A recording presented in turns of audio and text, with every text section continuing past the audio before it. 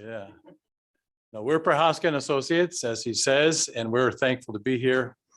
I think one thing that we're handing out right now is a thing that I've referred to as Cliff Notes. We have a big document to leave for the supervisors, commissioners. Are you commissioners? Supervisors. And that will catch you up with the document that has been printed and sent around to the council. But I don't want you to, looks like this and it's thick. So there's a lot of work in there. All of our prior work is an appendix to it. So we'll pass that out afterwards. In the meantime, this will just give you a little outline of where we're going. And I don't want to get bogged down. I don't want to take way too much time. So we'll try to get rolling. It was suggested that we introduce ourselves a little more. So I'm Kurt Field, as I said. I'm principal of the firm and architect. Our able-bodied assistant is Linda Quistad. She may be known to some of you. She works the booth at a number of conventions representing us at various conferences that you might go to. And Bill Huey back here is a vice president with the firm. He is quality assurance, to use that phrase. But basically that means he sees you last if we do a project for you. And so we kind of depend on his good looks and goodwill to stay friends with you, and as far as that can help.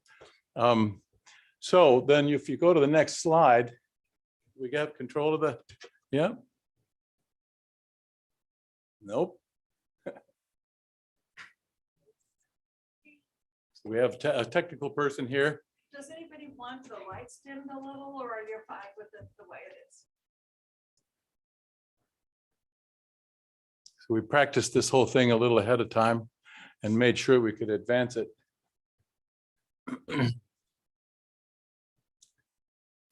While we do that, maybe we'll pass this. There we go. Thank you. Thank you. Prohaska Associates has been an AE firm, architecture engineering firm since 1983. And from the beginning, we are both architectural and engineering, which is kind of unusual for a firm our size. We think that has pretty significant benefits to our clients because it allows us to be cross-trained and it allows us to get to know a lot about the other person's business. Engineers classically don't talk easily to architects, but this is the 19-member makeup of our firm. You can see we have a good mix of architects and helpers, I guess. One thing I would point out is that at the top there in the text, the average length of time that our people have in the business is 26 years.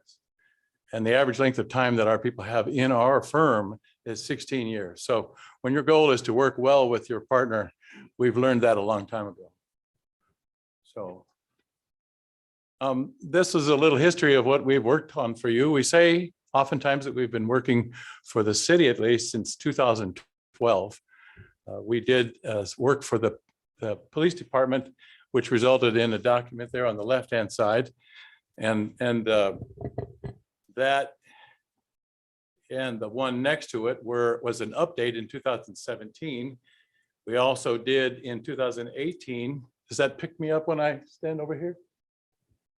In 2018, was when you folks brought up the idea that we consider a joint facility first. The process involved us taking you all the way through what we call a facilities program, which was a list of all the areas of the spaces that might be in such a joint facility and how it would be cheaper than building two separates or upgrading the separates because you could take advantage of places in common. And so we got you all the way to that program level. And I think we did a presentation that must have knocked your socks off because we got shortlisted for the job. But then you asked us to do a fee proposal and we lost it there. So you went ahead, as you know, and had that bond. And we just watched from the sidelines. But we were asked by you to at least participate in a study as to what may have happened at that bond. So That request came in the form of a request for proposals, an RFP. You may have all participated in that, but that RFP was pretty far ranging. So you can flip the page, flip the screen. That RFP was pretty far ranging. It had 5 tasks. If you remember this, forgive me for reminding you, but the 5 tasks were all over the map. A lot of things that you wanted us to do. And this is all things that we do, but we began by breaking it down into initial assumptions. So for the sake of those assumptions, the revised building program that was done by our predecessor was only slightly different than the building program that we did for you. And so it's a no-brainer. It's easy to accept. Task 1 said, will you accept that area program provided for you? And I said, of course we will. It's very similar. Task 2 was to perform a facility evaluation on both properties, the police station building, as well as the Justice Center, Judicial Center, I think you call it, behind the courthouse. And because we had done the work on the police department, we felt as though we had studied that building extensively.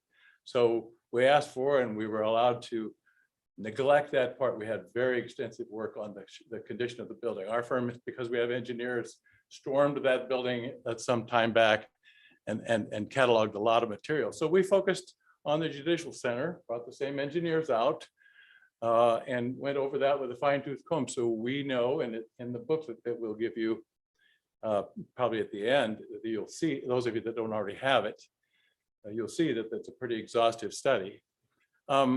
So as I mentioned, there's 2 on that 3rd bullet point down, 2 studies that we did for you in 14 and 18 as our initial assumptions.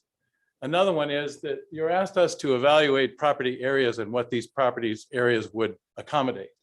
So in order to wrestle with property areas, we didn't have detailed drawings of them. We worked with the county GIS site.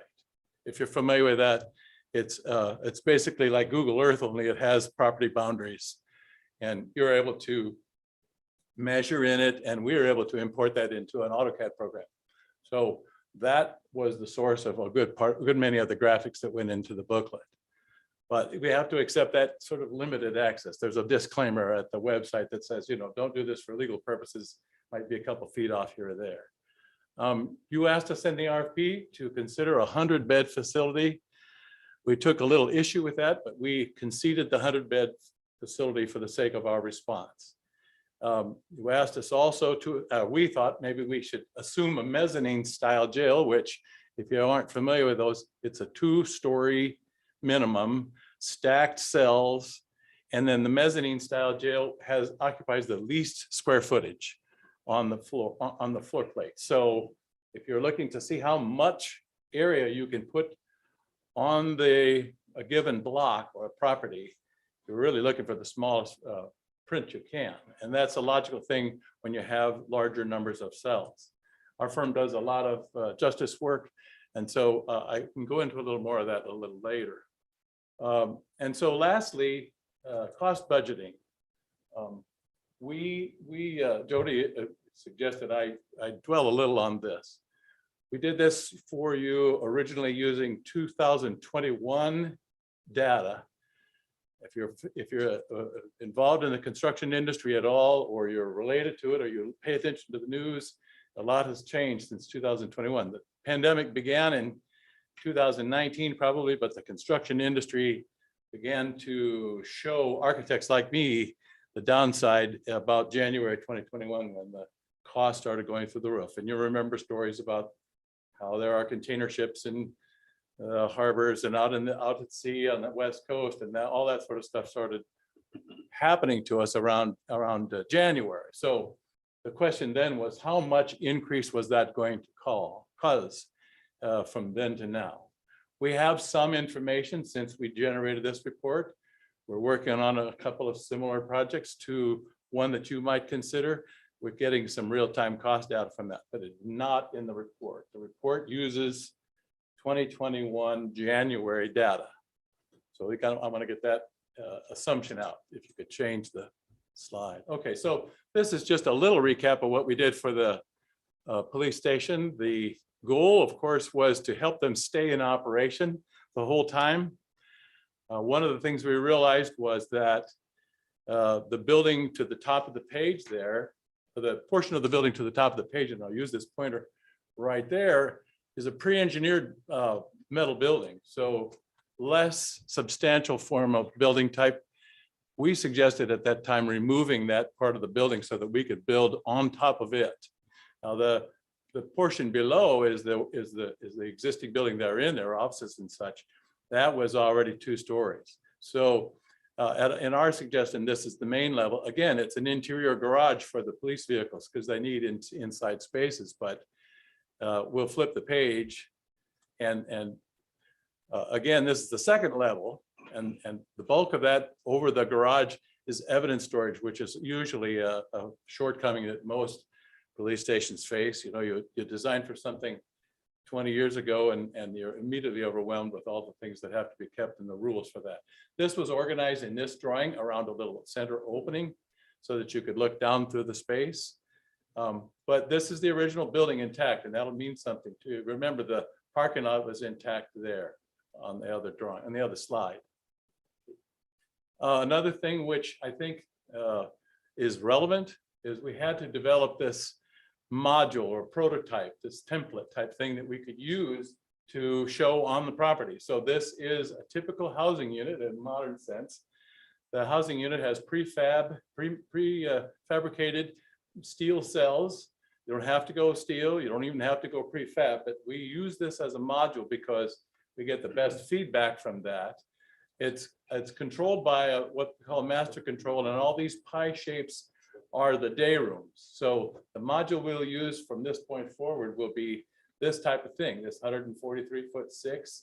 The master control staff can look into all these spaces and see, and they can actually see 2 levels of this mezzanine style. So that's 100 beds.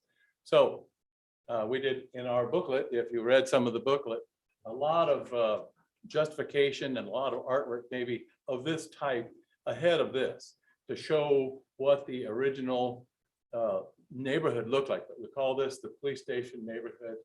And we said, at long last, if you want to put the entire joint facility program in this property, it'll fit. This is the existing police station intact. The building that was removed that I mentioned on the north side of it, or the next door, it's now east, I guess. And then that 143 foot or whatever that dimension was. But the issue with this is that if you want to have all of that area and you really want to look honestly at making this entire program work at the police station property, you've got to be, we think, essentially 70 feet high in this portion and 60 feet high in this portion. Now, that's not necessarily too much for a civic building. It's oftentimes done.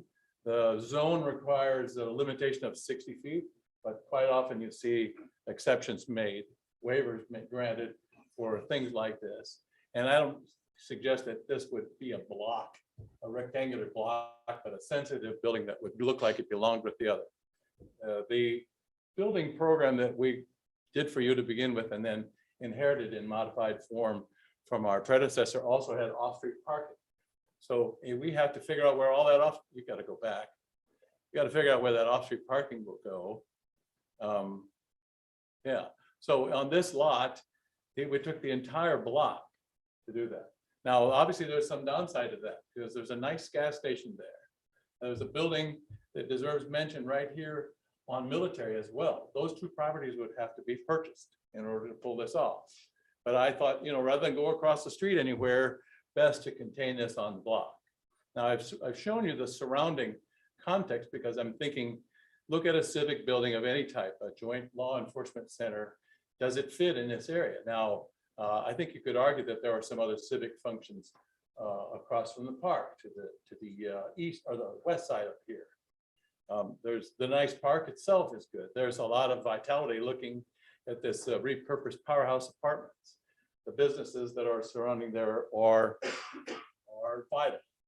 At any rate, this is how at long last you get the entire program on there. It's a lot of area, but it'll work. this way. Now you can go to the next one. Okay, so like, Question, go ahead. why did you decide to go to the west and have us spend millions of dollars trying to get a gas station as opposed to heading east? Goes off the road, heading east. Well, I think what you're asking is, why did I choose this route instead of that route?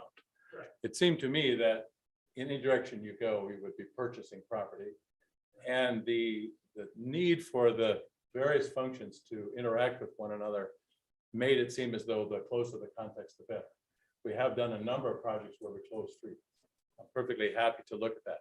So I believe that on the previous slide, as well as this one, that's going to be a relatively similar approach. You obviously have the downside of closing a street and the utilities that are likely to be in the street, which will have to be rerouted to deal with in that scenario. But in our feeling, the whole building will look like it belongs together. So on the police station property, that building will hopefully ultimately look as though it was always that entire block and that entire park. So closing the street was a good idea. Just if somebody had said, we'd like that idea, let's try that, I certainly would have tried. Okay, so I'm just going to say, for the sake of a planning document, the same thing was done on the courthouse property. And we looked at the courthouse building. It's an historic register, kind of iconic building to the community. It's probably not a good idea to try to build on that nice lawn in front of it. That's so important to every people at kind of a subliminal level.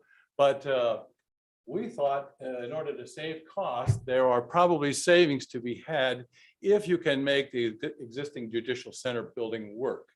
Now, there's a lot of reasons why the county has turned their back on that building, several of which are that needs some mechanical, electrical upgrades and attention. It's not handicapped accessible, but those things can be addressed. In any of those jail designs that we showed you in that prototype, a great many of them are not accessible. We make accessible cells. And my thought was we can do some kind of a structure on the north side of this. And we can make those cells particularly accessible, and all we have to have is a percentage.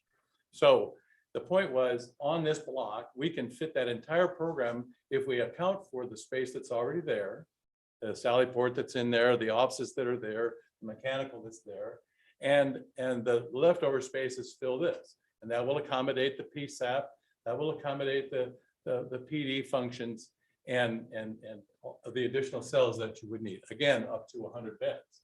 But important to note that the alley is either closed or built over in this condition.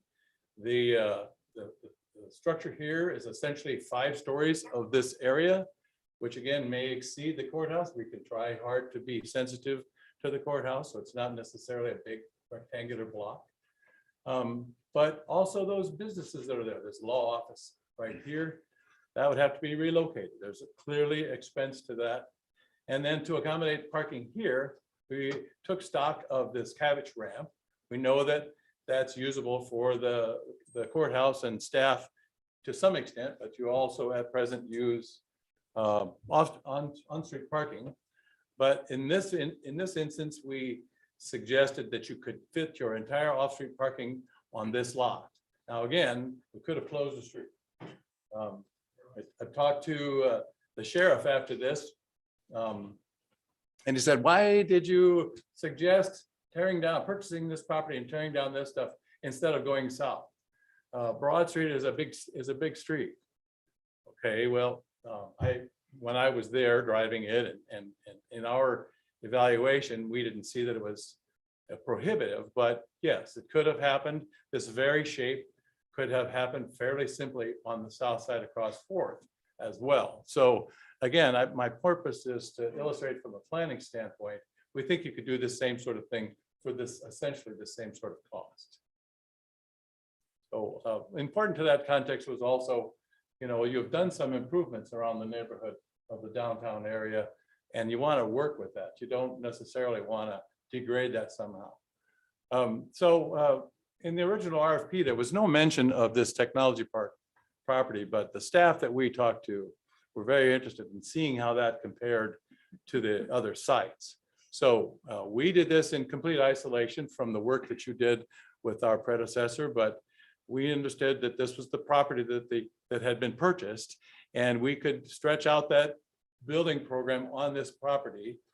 We didn't have the same limitations of a block size, but we did have to hit the same number of parking spaces, and so everything is fit on here. And then because we from the beginning felt as though your 100-bed limitation was not necessarily going to work, it's not. My guess is you're going to have more to do, more beds before you're done than that. We showed you, and I'll deal a little more in the next couple of slides on this 192-bed expansion.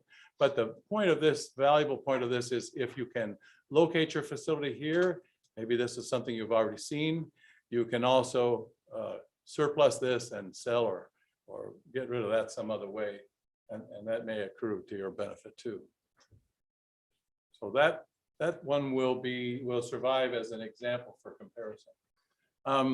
So a little more on the 192 beds. We're working, as I may have mentioned a time or two, in Adams County right now.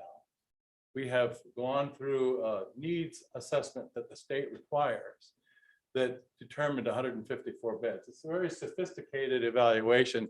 They want us to figure out or to look at all the demographics of the county and Hastings. So we did, and the result of that was 154 beds. Now, by comparison, you can see that Dodge County is not so far different. 36,565 in 2019 was what we found, compared to 31,363 for Adams County in 2019. So we took a simple factor and made a ratio out of that. Dodge County is bigger in both of these categories than Adams County, and therefore we bump the beds the same way. So those factors applied to 154 beds gave us 194 beds.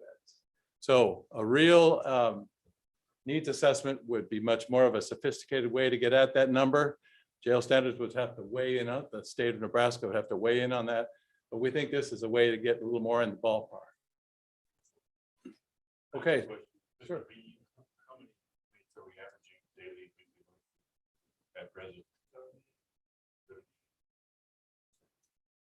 Okay, so there's a lot more that could be said about that, because you have to design your facility to exceed that, and not only that, we try to get you 20 years down the road. This facility here is using that original prototype for 100 beds and basically mirroring it. So because that number is kind of critical as a minimum, I wanted to be able to say I can fit that 143'6" on these sites successfully. If that'll fit, then, because you can't really pinch and squeeze jail housing unit different ways just to show that the square footage works. So in consideration of various task force and development scenario comparisons, what is best for each department was one way of looking at that. The PD and the county, what is best for their departments in isolation? Well, both of them need more space, clearly. Each building that they operate now requires maintenance and upgrade attention. So if you're going to do anything at any one of those sites, you want to factor in some kind of cost for that. And lastly, as I mentioned earlier, it's kind of important to have them operational. You have to come up with some kind of plan, even if they don't like it, that allows them to stay operational during the process. We've done this for a number of cases. We know that they're likely to be a little irritated, but it can be done if you take pains to isolate the existing facility from the new. Another way of comparing in task 4, what's best for the neighborhood. So if you're a city planner, clearly you are interested in the vitality of the neighborhood. You don't want to see something that you've worked at and try to build and finally you're attracting businesses suffer somehow because you are building the wrong thing there. Well, the first thing I think of is vacating a facility And leaving it there with no plan for its future is the wrong thing to do for the vitality of the neighborhood. So important, and the second point is what happens to the facility? If you don't use it, what happens to it? Does it have another use? Does it come down and have another use? If you're running a bond issue and you say, this is vacated, and we're building on this, I'm just hypothetically saying technology property, but we have a plan for these two sites and they're badly needed by the community. Something that shows the community that you have planned and that it'll be a decent scenario when they're done, when you're done. Okay, so in the third slide, what's least expensive? I think everybody has a tendency to flip in the documents to the cost. I know that's important to you. I've seen cases where everybody on a committee wanted to have urban renewal, and the best property to do that involved a lot of cleanup. But when they found out what the price tag was for the cleanup, they opted for the cheapest. So that is important. I realize that. So dealing separately with remodel or expansion is clearly more expensive than doing one single building, right? So the cost of remodeling and the upgrades that are necessary have to be factored in. One thing we've concluded is placing a joint facility on the second point on either property entails the purchase of additional. You have to factor in either the assessed value or some kind of value in order to make it politically acceptable to purchase and occupy that property. This unofficial projection that we did of 192 beds, neither property can absorb that in either of those drawings, any of those drawings, with the third one did, but the first two could not absorb that in the way we've done it without purchase of additional property. So if purchase of property in that extent is troublesome, you have more to purchase if you want to build 192 beds, which we believe the state would ask you to do. Lastly, we believe that the full cost of transport and boarding should be part of the equation, because clearly you see a dollar figure for new construction. You see a dollar figure for repairs, but you need to understand, and I'm sure some of you, most of you do, if you do this, you stop paying for your transport and your outboarding. So that cost, whatever it is, goes away. Furthermore, we like to have you look 20 years ahead, because you repay the bond, maybe if you go for a bond, over a 20-year period. But in 20 years, those costs you're paying today for outboarding and transport are going to be much more. But we have done that sort of a thing for other communities in order to help make this case.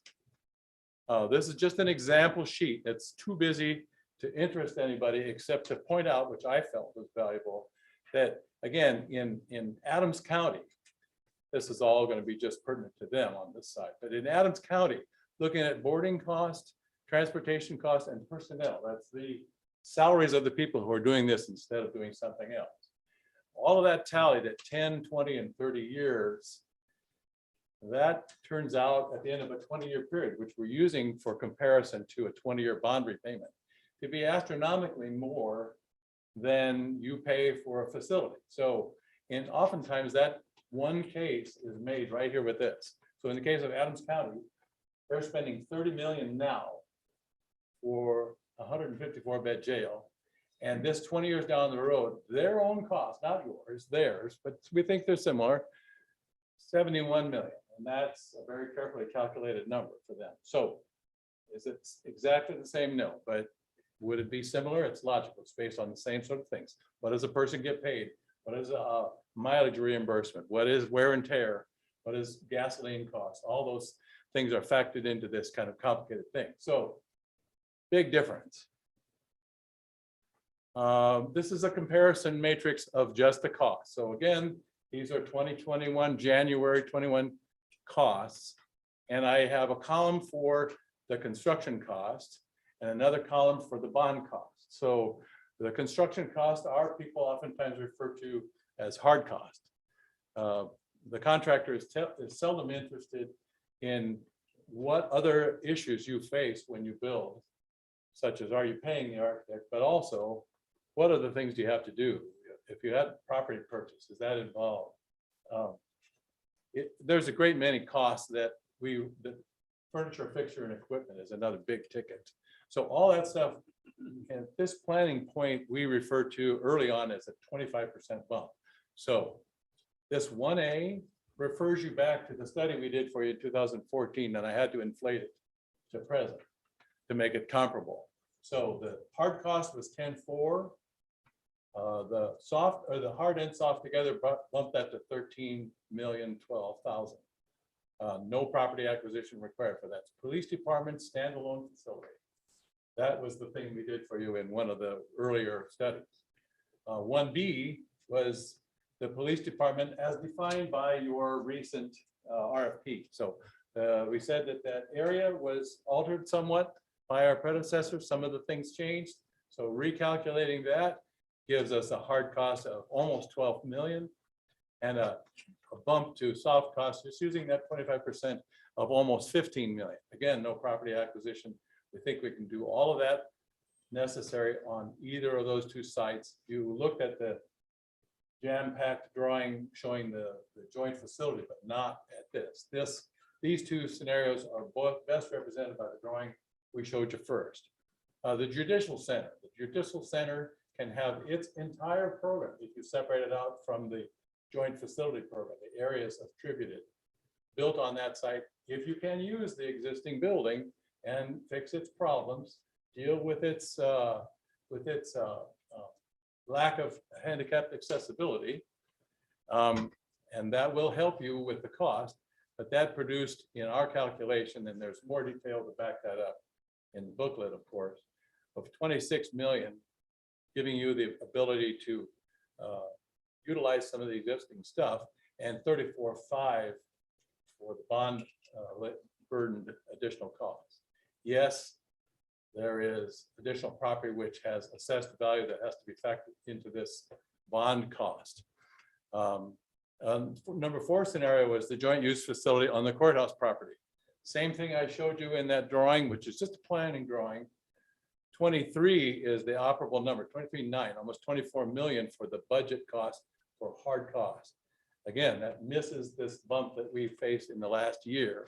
So it's 2021 January cost, but that gets bumped to a soft cost of 31.3. Now, the last thing, the joint use facility in the technology park property, 30,000,008 is what we said for a 5-year inflation, as if you do that in the future, and a soft cost bump of 25% to 37.9. Again, these are planning numbers. The city already owns the property. So the reason that this is higher is clearly because by doing either the joint facility properties, you accomplish the same thing as having done 2 of the other properties. One, both police and county work. So like 37.9 is the equivalent to doubling up on some of these others here. So task 5, you asked us to facilitate you in project advancement. That I left in your booklets blank because we reasoned that there were a number of options you outlined, such as, do you want to go to bond? Do you want to try some other form of tax, like sales tax? There were several options. We don't know exactly what you would decide. Not only that, there's several options that we looked at. Just from a purely planning standpoint, it would be best to know what you decide there before we proceed with this. But for the sake of the presentation, we tried to give you some idea how we would proceed if you had a bond in particular. And if you don't have the bond, but you need to have public buy-in, because the process requires the public to, you don't want them disgruntled with decisions that you make, even if you're not necessarily saying you have a say with a voted bond.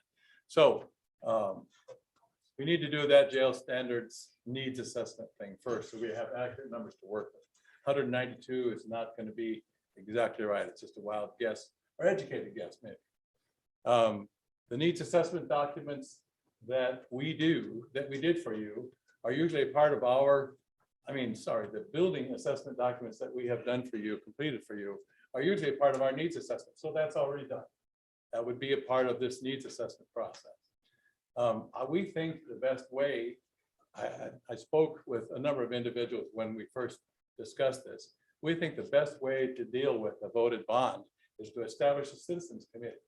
The citizens committee has to be carefully assembled from people who have high credibility, who can, without maybe a lot of polish, show that they are similar to the average taxpayer. Because they're the cross-section of the average taxpayer saying, hey, this affects me as much as it does you guys. I think this is a good idea, and I'm pretty sure from the way they involved us in this process that they were transparent and they were not spending money unnecessarily. So you involve the citizens committee in everything, and the citizens committee, if you are doing it right, unanimously makes a recommendation to you folks and to the county board. And because that happens at that level, the county board doesn't feel as though the blame or ownership is there so much as their designated committee. It's a good way to accomplish something. And then the citizens committee quite oftentimes are your best spokespeople. So this outboarding and transportation cost needs to be a part of that discussion so that they can see what they're spending now as taxpayers. No, go back one, would you? Yeah. And we would suggest that the citizens committee evaluate the joint use facility and all of those options, whether it be smarter to, with all things considered, to build separate or not, or phase it. Not only that, this whole process fails for lack of good communication. So traditional and social media have to be a part of this thing. The press is, if you have a citizens committee, is oftentimes invited to every meal or every meeting, and it's valuable to them to see this material because it gives them a sense of what a look ahead and what people are discussing. It creates a buzz, which is what you want. I think that'll. Yeah. The last several of in this task 5, the citizens committee members oftentimes remain active in the bond campaign. I've seen this happen where almost everybody is so enthused by the time they come along through this process where they've been involved that they stay on as bond campaign.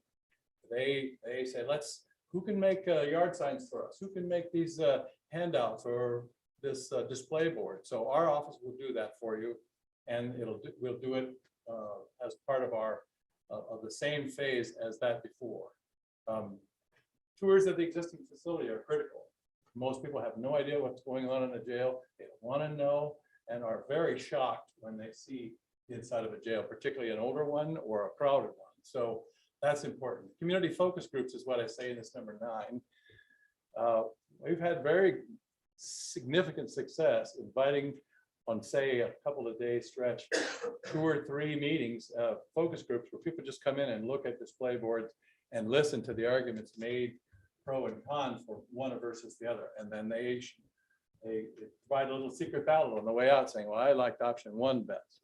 It's not necessarily indicative of what you're going to do, but the buy-in that you're getting out of this is very useful to create this buzz and get the public in favor of it. So this number 10, maybe you've done this before with other issues, but we like to have you, if you really get serious about passing something, can form a vote yes type campaign committee. Vote yes is to be distinguished from the please vote, which is just another way of saying, if you're using county funds, you dare not tell somebody how to vote. You have to say, we just want you to participate in the process.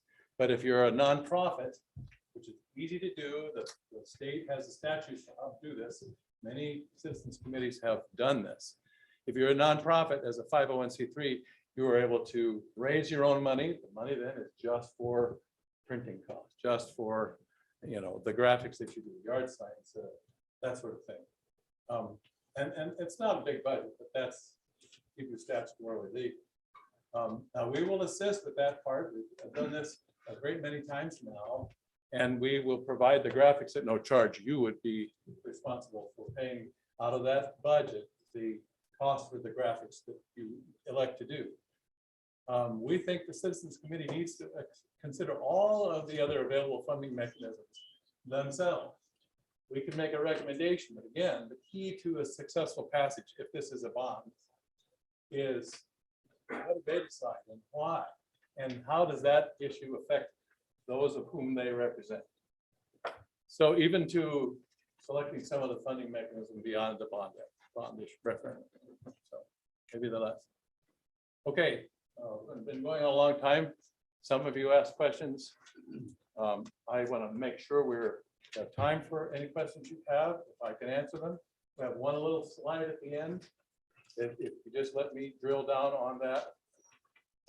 And then if there's anybody who doesn't have a copy of the booklet, we brought booklets to leave with you and you can pass them out. But if anybody has questions, we're happy to. We flip back to the ultimate cost slide The one with the matrix. for each option. That one? Yes.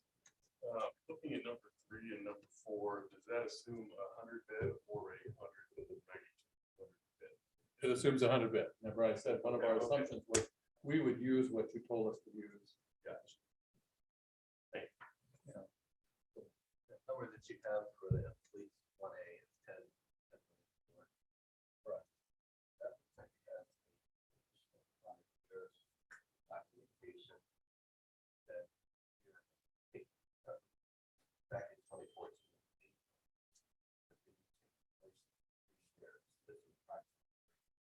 January 2021. $9 million. 5 years in the future. That's more. You're going to be better off with the finals document. We learned that you, as you gave, we sent a draft thing. Does yours say draft on the front? We sent a draft copy and then we didn't hear from you for quite some time. So it's a draft on the front. Anyway, I can dig into any of this a little further for you in the interest of time and justify those numbers. But maybe at this, when we're trying to work within an hour, not make you fall asleep, better not to. Do you have a number for cost of the jail alone? Which If we remove the jail from this building? we could come up with that fairly easily. We used $300 a square foot in January 2021 cost. So when you do a full law enforcement center, the balance of the space is more like office, the sheriff's office or the police office, more like office. That isn't that expensive per square foot. Presently, Dodge County has well over 300 beds within 60 miles of Fremont. In my lifetime, I will not support a jail in Dodge County.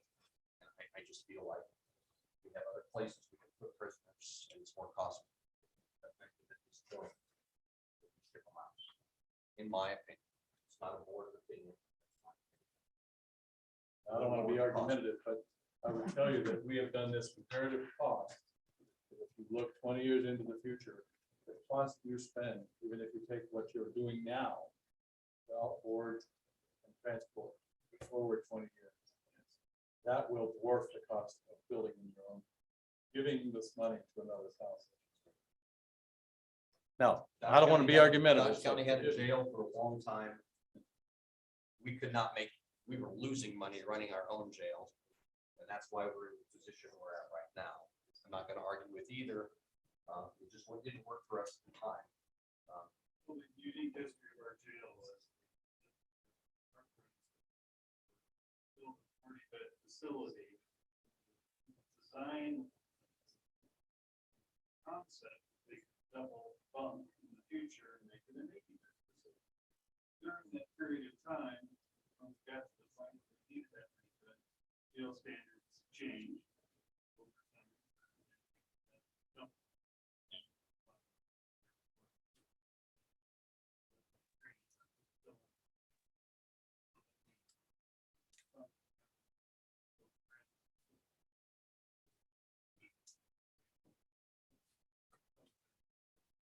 Well, that's good background. I think I've heard some of it, but not all.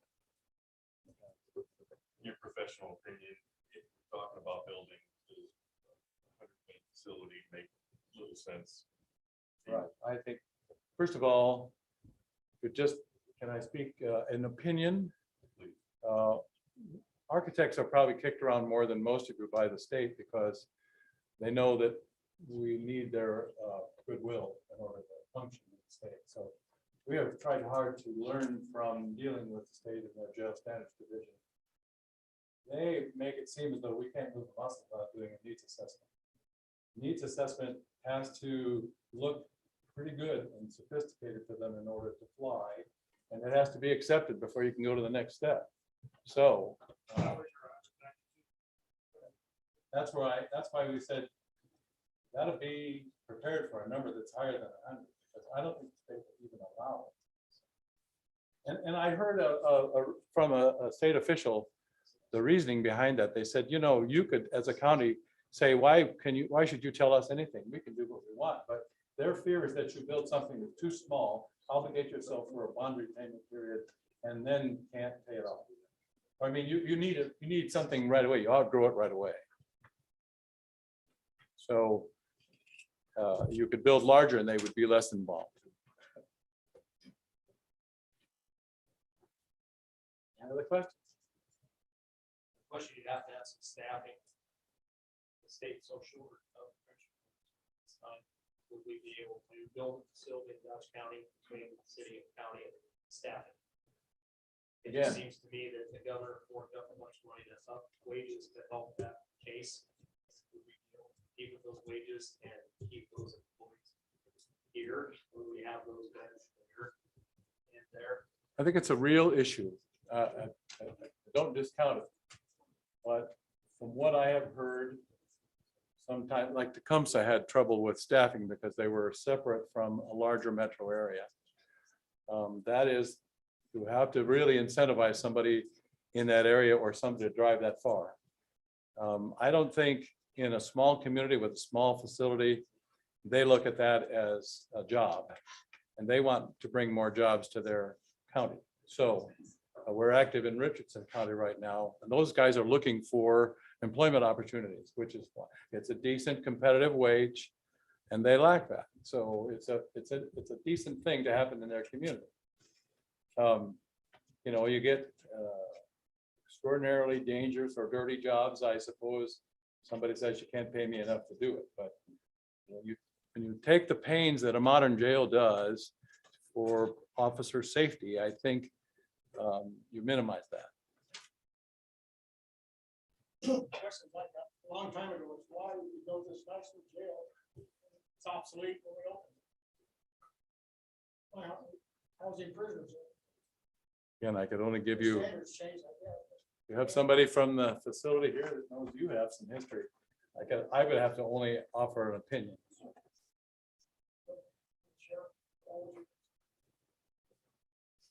Now the standards change and we don't allow to use it. The cells ended up 1 or 2 foot too narrow to house 2.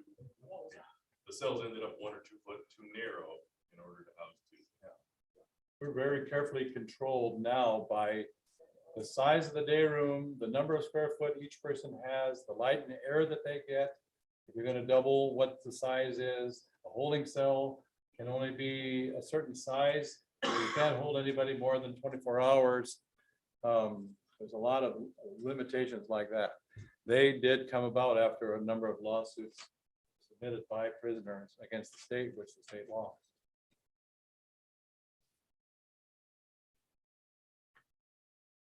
We, of course, would be operating under the new standard.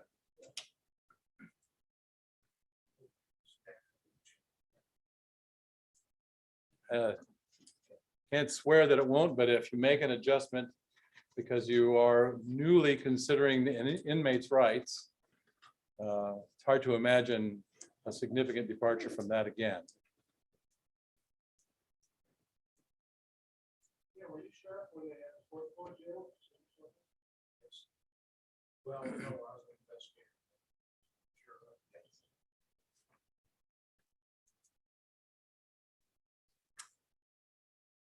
So you want to see the last slide? Then we'll get out of your hair and go on with your evening. This #1 summary point, communities often fail bond issues because of publicity or poor or incomplete publicity.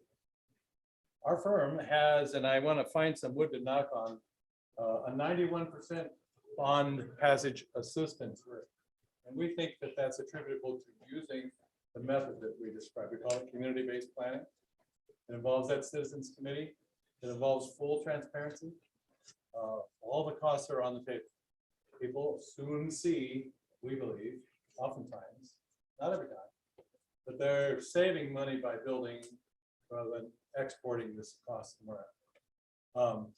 Also, as part of this campaign, this needs to be depicted as proper maintenance of the community infrastructure. We complain about the quality of roads, sewers. Jail is a piece of community infrastructure. If you don't maintain it, it's just going to get worse down the road, right? First responders is a good way to make a bond pass, because ever since 911, we realized that those people put themselves at risk for us. Maybe we didn't before, or fewer of us did, but honestly, in a bond campaign, that works. These are our first responders. These people take care of us. The wisest choices made for the use of taxpayer resources. So the Citizens Committee has to be thoroughly convinced that this is a wise use of money, or they don't accept it. They don't make the recommendation. They don't follow through. Full understanding of projected future expenses. We're not making that up. You have to look in depth at how we come up with those 20-year costs and agree with them before we move on. And then obviously the status of the existing building. What happens to it if you abandon it? How are you repurposing it? Is there something new you intend for that? If you're doing a bond issue, I've seen them work where you're saying, this is the intent. This building will house all those poor county functions that have been in remote sites, and they can finally come back to the city center or something like that. Anyway, thank you very much. If you don't have any more questions, we'll get out of your hair. So we got these books.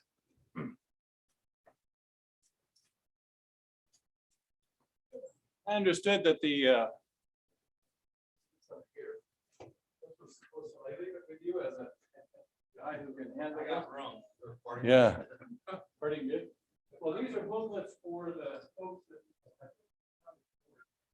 not get copies tonight. So we were thinking of bringing 10 copies of the more percent.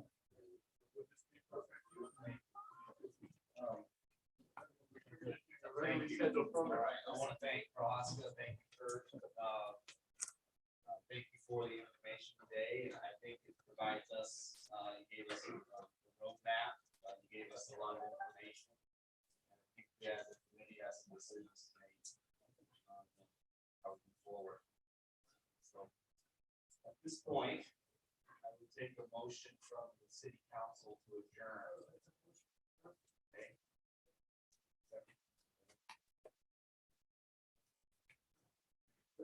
Gibson? Yes. Ellis? Gannon? Yes. Berger? Yes. Jensen? Yes. Sucre? Band, Vaughn, Yes. motion to adjourn carries 8-0. Yes. Yes. Motion to adjourn, Supervisor Beam, Strand, Yes. Tawny, Yes. Missile, Yes. Weddle, Yes. Backens. Yes. Motion is 6-0. Thanks, folks. We are adjourned.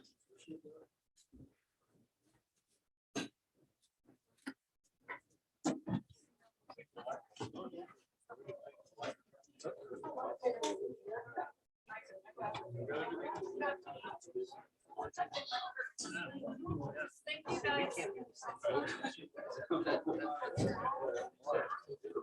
Just now, it's back there.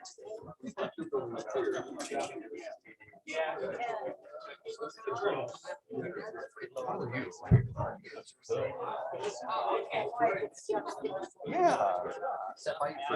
Years, 2-3 years, whatever. Okay. Didn't go, it was way too short. Yeah, we're in good shape. We're in good shape right now. Good enough.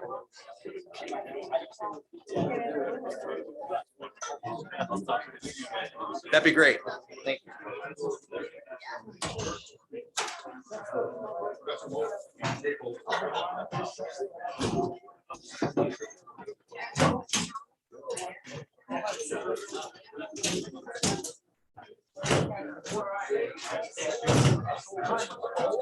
That's so kind of put a time. Yeah, that's so kind.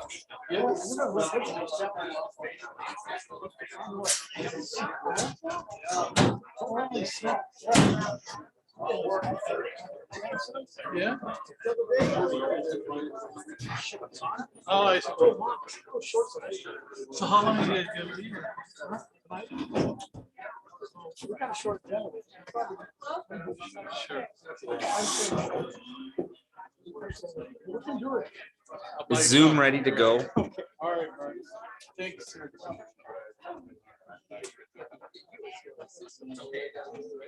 Yeah, it just wasn't on for me. So is it on for everybody else? Do you want to expand their box? Because Sally's not gonna know.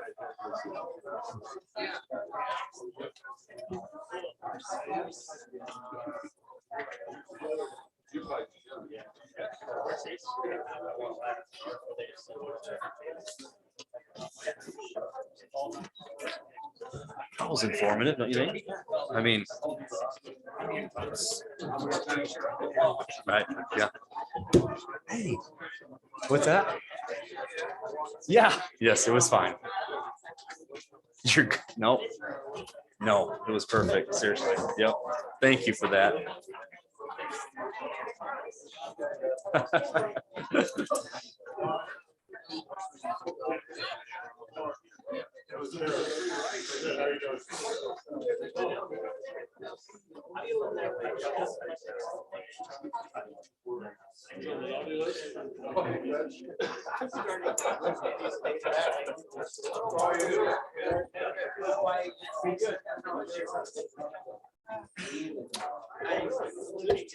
It was informative, actually. I mean, we got some decisions to make, I guess, right?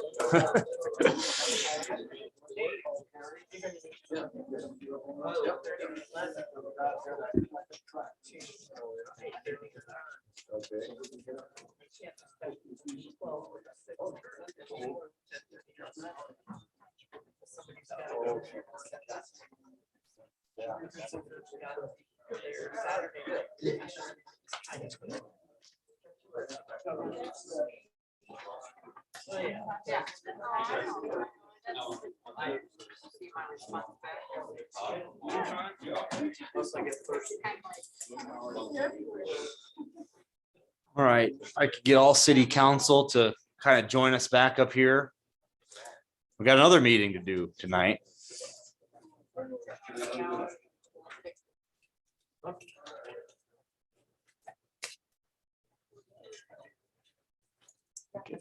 I'll get Sally some time.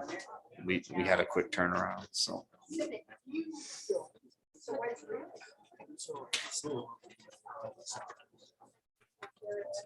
Oh yeah, we need to take that off.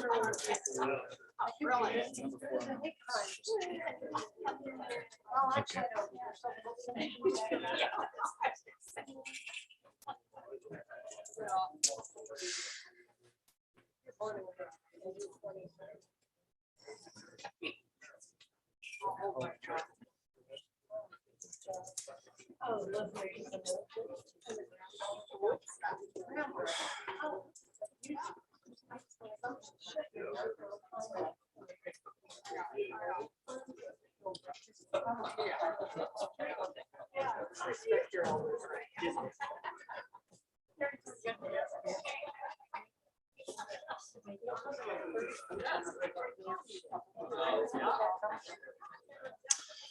Right, if I could get city council members, go ahead and get.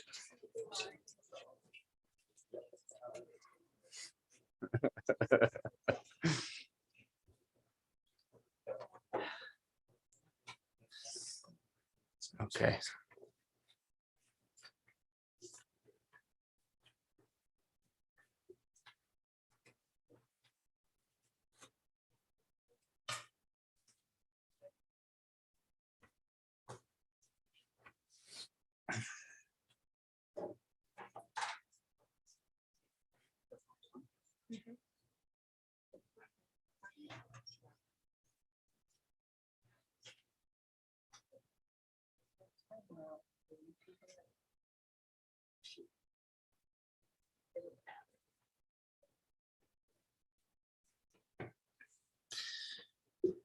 Okay, I'll call the city council regular meeting to order. The time is 7:02. The Opens Meeting Act is posted on the rear wall next to the agendas. We'll have roll call. Please cast your vote for roll call.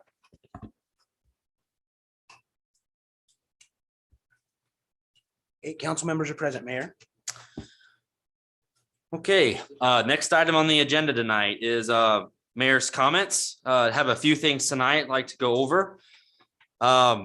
First thing is I'd like to give the public an update in regards to the terminal building out at the airport. The airport terminal is looking like we're going to get the keys to that facility and be able to start moving in here at the end of February, hopefully early March. So I know the airport board has been meeting to discuss that. And so it's great to see all of the improvements going on at the airport. I have enjoyed following the progress so far. These improvements have been a collaboration between city staff, city council, the FAA, and the airport advisory board for over 8 years. It included the terminal building as well as the apron. And so our airport really is one of the front doors to our community, provides over $10 million in annual economic impact and supports over 90 jobs related to airport activities. So on your agenda tonight is an appointment to the airport board, advisory board, Jeff Peterson. I asked him to kind of submit some comments to me. I didn't get a chance to get it into the agenda, but I just wanted to read a little bit about Jeff. He was born here and raised in Fremont, worked for Sid Dillon since April of '81. And is very excited to serve on the airport board. He's always had a genuine love for his hometown. He said a modern, updated airport is a big part of any city that wants to grow. And he's hoping his involvement on the board can help that along. And so his dad was a private pilot and kept his business plane there. And so he said, anything I can do to help would be my pleasure. So as you'll see, you'll have Jeff's appointment on the agenda tonight. It's on the consent agenda. So I just wanted to get that in my comments. And again, it's exciting. A lot of the improvements going on at the airport right now. Next, I'd like to also mention the SAFER grants. I know that was a big discussion when we were going through the budgeting process. The SAFER grants were Angie Olson is currently working on those with the fire department. Those are due February 1st to be submitted. So we have been working extremely hard on getting all the necessary information for those SAFER grants completed. And again, they're due February 1st, and we'll hopefully hear on those 6 positions that we're applying for by this spring, hopefully May or June timeframe. Also, in regards to the fire department, I want to recognize Captain Jamie Meyer, who had his last day on shift. He retired this weekend, served since 1993 as a captain for the fire department. Did a tremendous job, and appreciate all the work that they're doing out there in our fire department. Also, just wanted to give an update in regards to the 2 positions we're looking to fill: our utility general manager as well as our city administrator. We have had a good amount of applicants on the utility manager side. We've had a few on city administrator. And so at this point, there's not enough for us to kind of keep the process moving forward. In my mind, I'd like to have some more time on this, but I do plan to have mayor's committee set up for both of those positions. And so I will, again, keep council informed kind of when we're ready to start that process. I do want to, again, thank interim city administrator Jodi Sanders, as well as our interim utility manager, Troy Shaban. Both have hit the ground running and done a great job and keeping Fremont moving forward and doing what we need to get the job done. So appreciate continued all their help as we keep it going. So that is my comments. We'll move on to item 1. Motion to adopt the current agenda for the January 11th, 2022 regular meeting. Councilman Gibson. So moved. We do have Councilman Vaughn is next. There are other council that would like to make changes, it looks like, so, I would second. okay. Councilman Yerger. Well, I had an item to discuss on the current agenda before we take a vote to adopt, if that's. Councilman Gibson, will you? I wanted to discuss item 8, which is on our agenda, as being an item on our agenda which is out of order. This item was tabled at the December 14th meeting. It was not brought back from the table during that meeting. It was also not discussed or brought back off the table at the December 28th meeting. The city follows Robert's Rules of Order per Fremont Municipal Code, section 2107. Robert's rules would indicate that in deliberative bodies such as this one, regular session questions laid on the table remain there until the close of the next regular session, and if not taken up earlier, and if not called up, do not terminate until the close of the next session. We have passed both of those deadlines.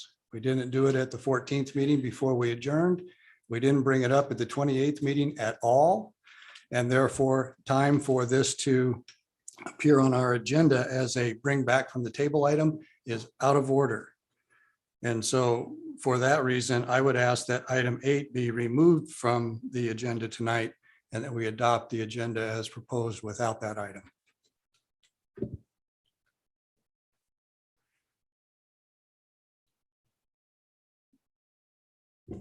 Legal, can you expand on this, please? Yes, so this is a previously tabled item. Has it been brought back? And no specific date was referenced when it was tabled. Is that right? Yes, it's a tabled item, not a continued item. It's a tabled item. There's a Yeah. difference. I can Yeah. read that section of the minutes from that meeting if you like. Yeah. Good. Motion made by Yerger, seconded by Ellis to continue until the city budget and capital plan have been amended for the Luther Street widening project. Voting yay, Ellis, Gibson, Yerger. Voting nay, Ganem, Legband, Sukram, Vaughn. Motion failed. Motion made by Legband, seconded by Yerger to table the item. Voting yay, Ellis, Ganem, Gibson, Legband, Sukram, Vaughn, Yerger. Motion carried.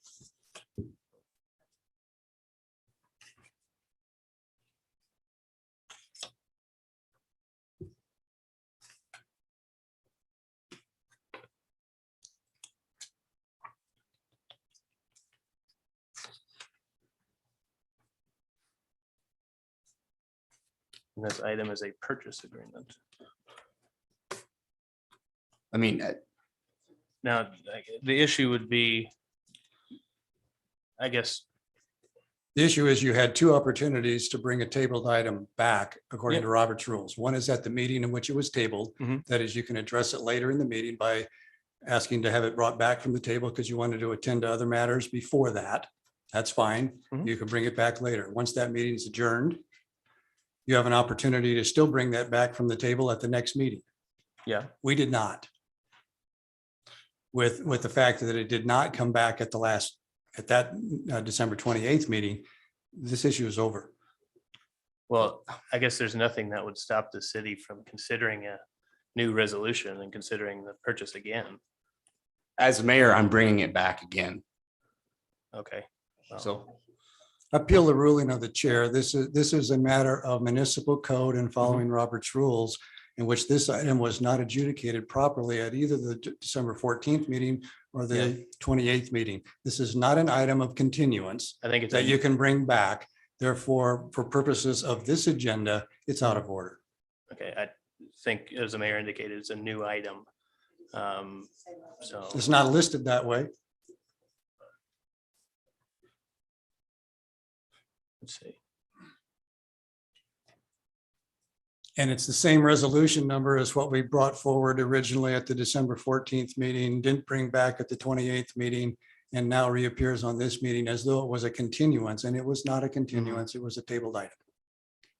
Robert's rules govern our procedures. I don't know how you get around that.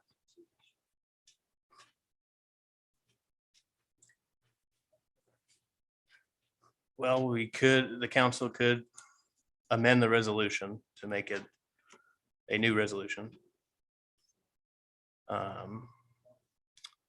Or bring it back as a new item at the next meeting. It's up Did to the council vote? I mean, if they want the item on the agenda or not? As far as, well, Robert's rules is pretty, let's say, all over the place. There's hundreds of different sections of Robert's rules, but if the council would like to consider this item today, I would suggest making the resolution a new resolution, amending it to as of today's date, and consider it as a new item. Because there's nothing that prevents this body from receiving this item as a new item. Excuse me, Councilor, that sounds an awful lot like an open meetings violation then, because now you are modifying the agenda that was to be published well in advance of this meeting, and you're now modifying the resolution number, changing it from unfinished business to a new business on the fly, which was not public, which was not publicized. If you want to bring it back, if you want to bring it back at another meeting as a different item, that's a different matter. But the item that we attended to on the 14th of December was tabled, not brought back properly. Didn't bring it back at the last meeting either. The public did advance notice of the purchase of the property. I mean, it's not an Open Meetings Act issue. If you want to make it a new resolution, amend the resolution to make it a new resolution, I'd be fine if the council wanted to do that. Either way.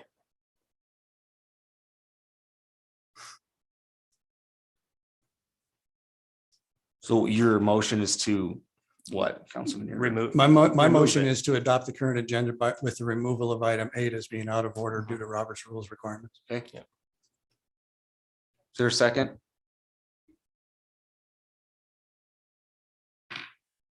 Councilman Ellis? If we proceed with this, I believe this is violation of municipal code. And that simply by pushing it off to the next meeting is a much better solution than to take. Then to modify the resolution to make it new. Right.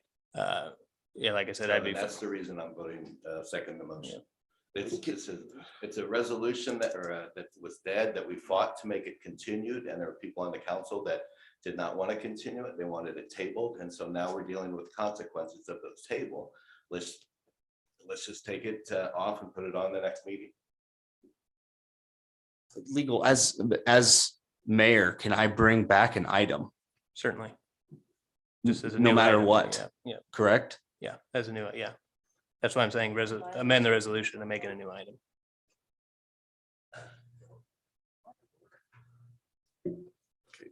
Councilwoman Ganem? No, just questioned, kind of agree with Ellis. We could bring it back at the next meeting. Yep. Under Certainly. new business, new resolution, and address it at that time. Okay. And Councilman Vaughn? if this is an issue, I think the agenda came out last Wednesday. I mean, I think this is an issue that we could clear up before. We don't have to, you know. Okay. but- We have folks that are here in the audience that were prepared. And so I just want to respect those that are here in attendance. Yeah. So it's okay. There's been a second, and there's been a motion and a second to adopt the current agenda. -8. So we need to take that to vote.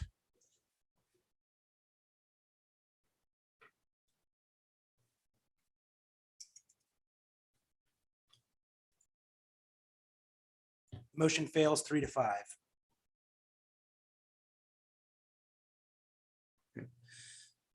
Okay, are there any other changes to the agenda? Councilman Legman? Yes, then I guess I'll stay at number 8, and I would like to make this a new resolution, number 8, a new resolution as opposed to what it is now.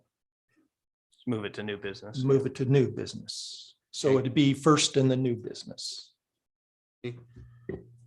Councilman Yerger?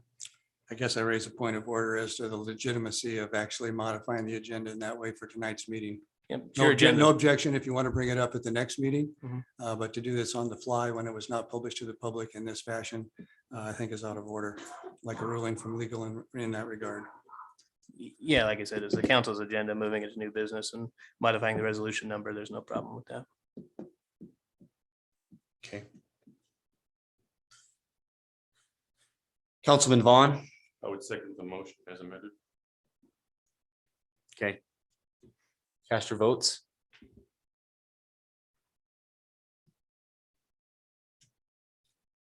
Motion carries 6-2. Now I'd take a motion to adopt the current agenda as amended.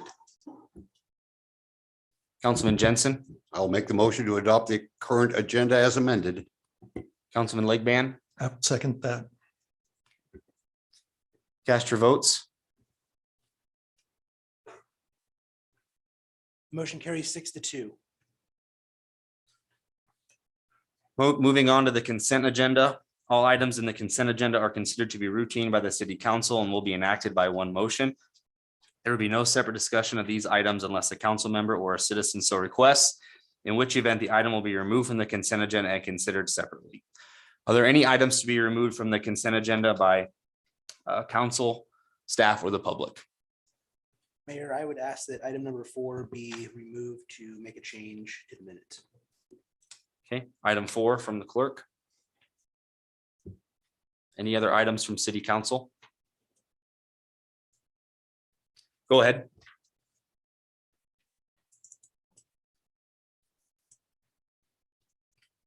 Susan Jacobus, 1805 North D Street, Fremont, Nebraska. I'd ask that number 5, 6, and 7 be removed. Thank you.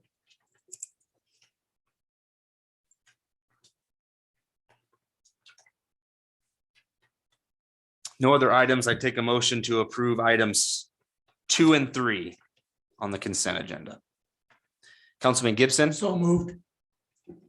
Councilman Jensen, Second, cast your votes.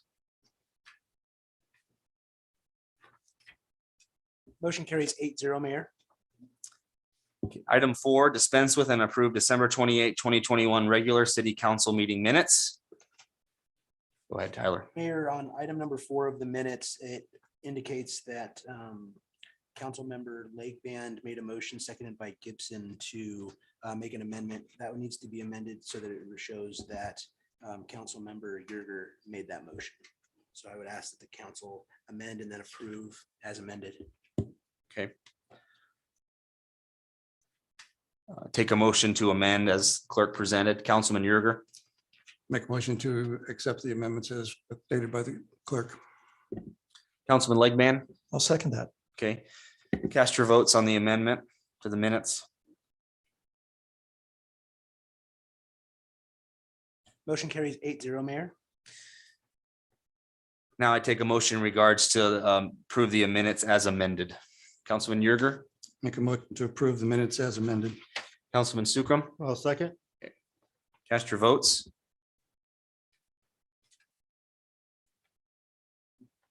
Motion carries 8-0, Mayor. Item 5, a motion to approve the recommendation of the mayor to appoint Jeff Peterson to a term ending June 2024 to the Airport Advisory Committee. Like I mentioned in my comments, I'm excited tonight to present Jeff Peterson to our Airport Advisory Board.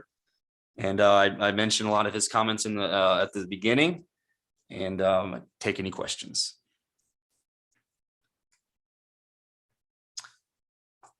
No other questions? Any comments from the public?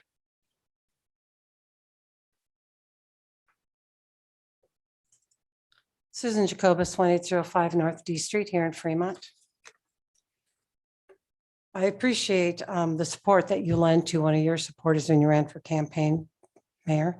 However, the Airport Advisory Board is made up of 10 individuals. There was 1 female on that board. That would be a 10% representation of a greater than 50% of the population that are female, that are voters here within the confines of the city limits of Fremont. Out of the 116 plus individuals named to boards and committees, both advisory and other, that includes the utility board, the planning commission, et cetera. You have 86 men and you have 30 female. This includes the liaisons that some of you have now found yourself to be appointed. It also includes non-voting members, but it's totality. That's a 75% representation for the men, 25% for the women. And again, women represent greater than the 50% of the voters here in Fremont. We are underrepresented. And thankfully, you have a female in the airport who's actually a very good member of the board. She was a former flight instructor and she knows her ways around the airplanes. And I can appreciate someone who grew up around airplanes with their dad having a private plane. This is a missed opportunity for the mayor to seize the opportunities, as you said before, and have adequate representation. Now, if you want to further denigrate this situation, you have a growing population of Hispanic Latinos between 5 and 10% now, and it's growing. And you have less than 3% represented across your boards. That includes fair housing, housing agency. Just the airport advisory group alone should cause you somewhat alarm. This is an opportunity. This isn't a reappointment. This is a new appointment. And I appreciate your going off the agenda and making your mayoral report comments when the agenda topic was just around the corner. And I can appreciate that. Seems somewhat a point of order or out of order.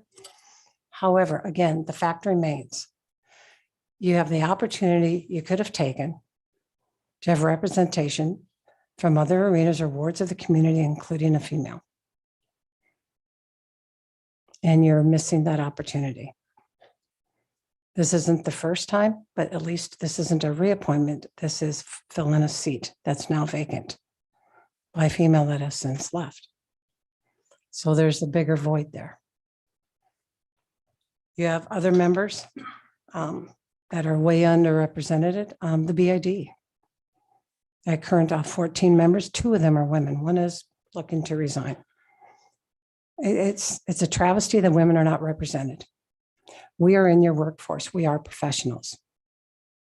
Besides first responder boots on the ground, in my years as an engineer and construction management, you have more women like me in your community than you're given credit for. We are in the professions.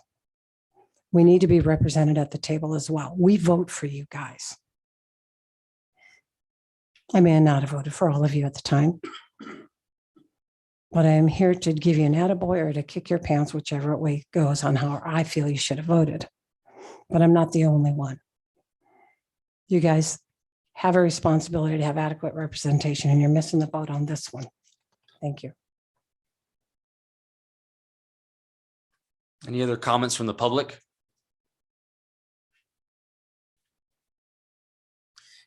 Any additional comments from council? Councilman Yerger? I wanted to take this opportunity again to just, I want to acknowledge the fact that the mayor has the right to appoint, and the public deserves transparency, and the council deserves the same respect because it's the council's duty to represent the public. And based on the Fremont Municipal Code, we have the responsibility to grant appointment approval. One of the things that I've noticed in appointments that we've not been doing, the city's website provides 2 forms, one for indicating board interest and another for applying for a board position. The application form provides the mayor with information useful in making an appointment. And if it was placed in the packet that the council would have at its fingertips, we would also have some information that allows the council to make informed approvals of the mayor's appointment. Not following that process deprives the public and the council a means of evaluating the mayor's appointed preferences. I've been discussing this for some time. I know even before Mayor, you took office. But back in January, we started making some progress by putting appointments on regular agenda instead of consent agenda. That was a step forward. Then we moved through mayor verbalization of information, much like you did at the opening, which I agree, I think should have been on this agenda item, not in the mayor's comments, but regardless, we started having some verbalization of qualifications and skills associated with the appointees. And then eventually we got to the point where we were putting some things in the packet. So I thought, oh, we're finally getting to where we need to be. But now it seems we have totally relapsed. We're not using the city forms. We're not putting anything in the packet material. We got nothing but a name, no bio material, no credentials or background until you spoke in your mayoral comments. And so with regards to any public announcement of what this the credentials and stuff would be. That was all void of what was in our packet. That's particularly bothersome to me. It has been through a couple of administrations now that we don't use the tools that are on the website where they can fill in a portion of their resume, their addresses, and those kinds of things. Because one of the things that I did note that wasn't pointed out by a member of the public here is that 5 of the most recent appointments have come out of Ward 1. We have 4 wards in this city and several precincts.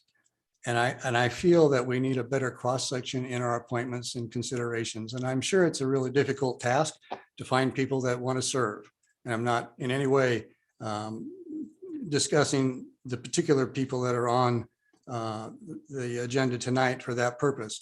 My purpose of discussing this is purely a procedural one, just as I have done many times over. But if we don't get the right procedures here, we stop doing this in consent, we put materials in so that council can make informed decisions, then we're not doing justice to the process. And I am extremely uncomfortable as a council member to be asked to approve appointments of people that I may not even know.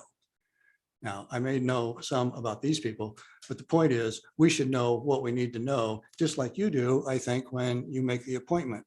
And that information could come through that form if we were using it effectively as an online tool. For those reasons, I'm going to make a motion that we continue this item to the next meeting so that that information can in fact be provided. That is, applicants for these positions should fill out the requisite forms. They don't have to show an interest form if they don't want, but they certainly should fill out an application for the position on boards and commissions so that we have the necessary information to review on our own and not to just hear it orally during opening comments or during the discussion of this item when it comes up. So I make a motion to continue this item to the next meeting. Councilman Ellis. I'm going to second that motion on the respect, Mr. Mayor, that you did miss an opportunity here to try to build a little bit of equity into some of these committees.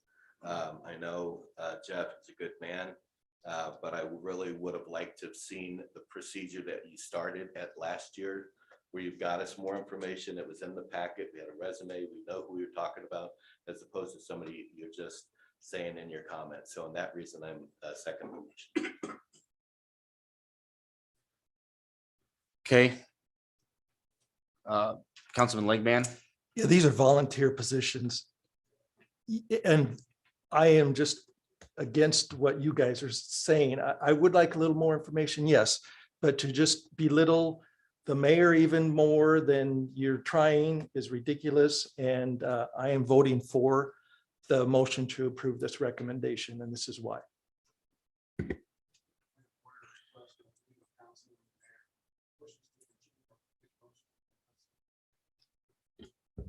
Yeah, let's vote on it. Please vote on the motion to continue.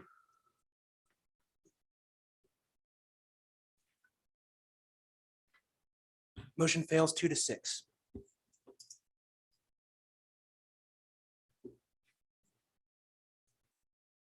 Councilman Legman. I make a motion to approve the recommendation from the mayor to appoint Jeff Peterson. Councilman Jensen. And I will second. Cast your vote.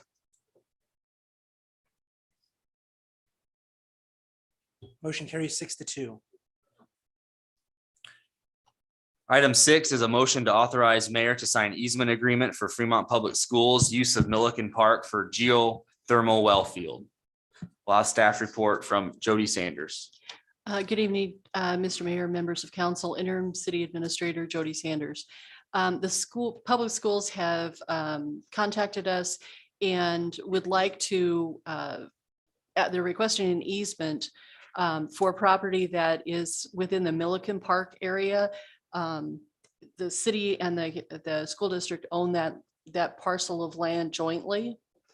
And they're wanting to use that for a geothermal well field as part of the larger bond issue that was recently passed. And in conversations with the city staff, is not anticipated that it would have any impact on that parkland.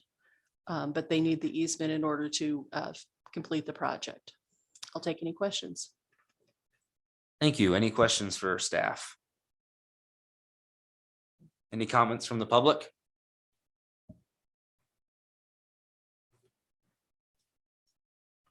Susan Jacobus, 1805 Northeast Street, Fremont.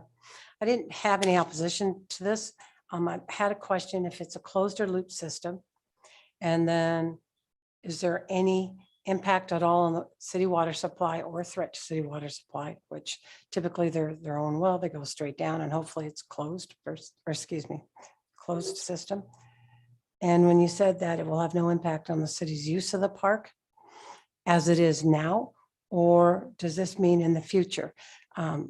If there's a shelter that was asked to be put in place or a playground water pad thing, like a water splash pad, is that something that we'd have to have concern over utilizing the city property for? You know, does granting this easement in any way impact our ability to enhance or alter the way the land now sits and the way we use it? We put in a water play splash pad at the John C. Fremont Park. We've put them in another multiple and they get a fairly high amount of use. And I can imagine that it would be really wonderful to do something similar to that, as had been spoken about by Parks and Recs over the years in that area as well, because there's nothing in that area for the Washington Heights group. So just asking, what will that impact be to this easement if that was decided to suddenly be added and add a picnic shelter, concrete pad, et cetera, similar to a John C. Fremont?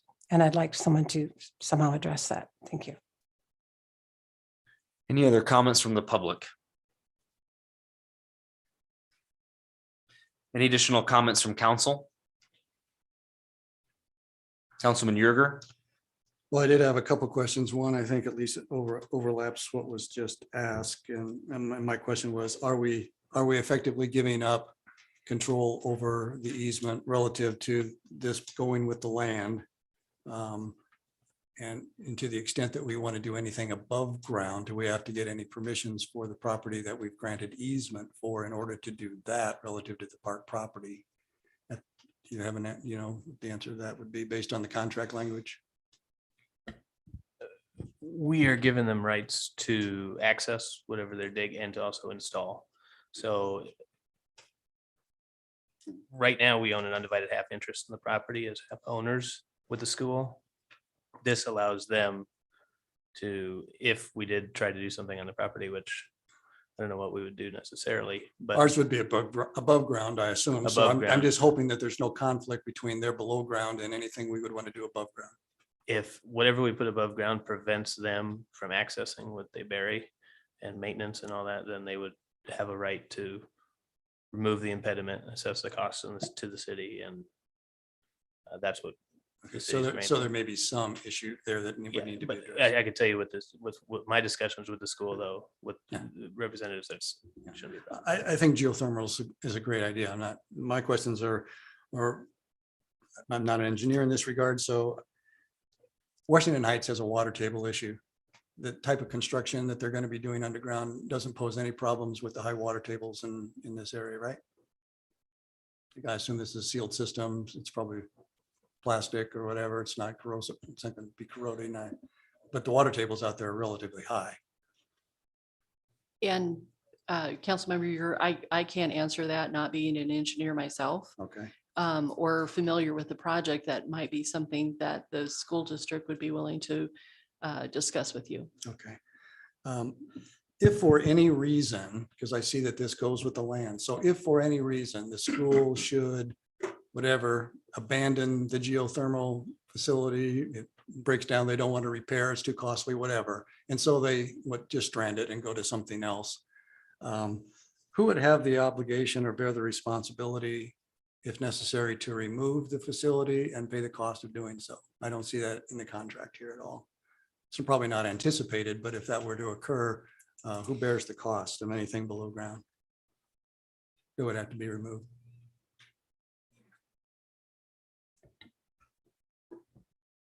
If there were something that needed to be removed based on a necessity and the easement, for lack of a better term, had been abandoned, then the city would have a claim to assess its cost for removal against the school district in that hypothetical situation. Okay, and is that covered in the contract or is this implied or? That's common law. That's, Common law, okay. yeah, historic real property law. All right, thank you. Then the last question I would have is relative to the work that has to go on there. I assume it will be fairly extensive. So during the work of making this happen, will the park be out of commission in part or in whole, and for how long? I don't have an answer for that. I can contact the school district and find out for sure.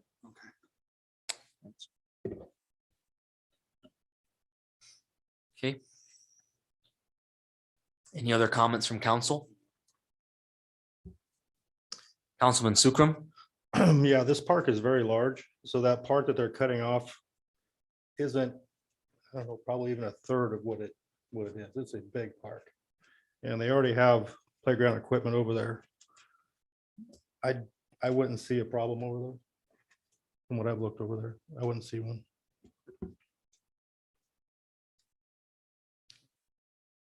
Any other comments from council? Councilman Jensen? Well, given no other comments, I'll make the motion to authorize the mayor to sign the easement agreement. Councilman Vaughn? I will second that motion. Cast your votes. Motion carries 8-0, Mayor. Item 7 is a motion to approve the reappointment of Matt Mueller to the local option review team as recommended by the Greater Fremont Development Council and selected by the mayor to a term ending June 2023. This is, again, want to thank Mr. Mueller for his willingness to continue on this board. This is a reappointment for the local option review team, which is an LB 840 committee. And I'll take any questions.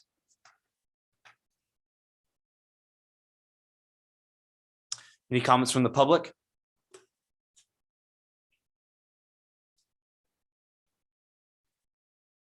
Susan Jacobus, 1805 North D Street, Fremont. My comments are similar to your prior appointment. Again, another Ward 1 person, repetitive in nature as far as being male, no representation on this committee at all of any women. You have a lot of professional women here in Fremont that would serve very, very well on this, with the understanding and fundamentals of finance, et cetera. I don't have any belief that there's any negative about Mr. Mueller. I just think it is a responsibility. And I appreciate anybody that steps forward and is willing to serve, as had been commented by a councilman prior. However, you're missing an opportunity yet again. Some of these expired terms do need to be filled with women. And thinking outside the box includes thinking outside of Ward 1 and including women. Thank you.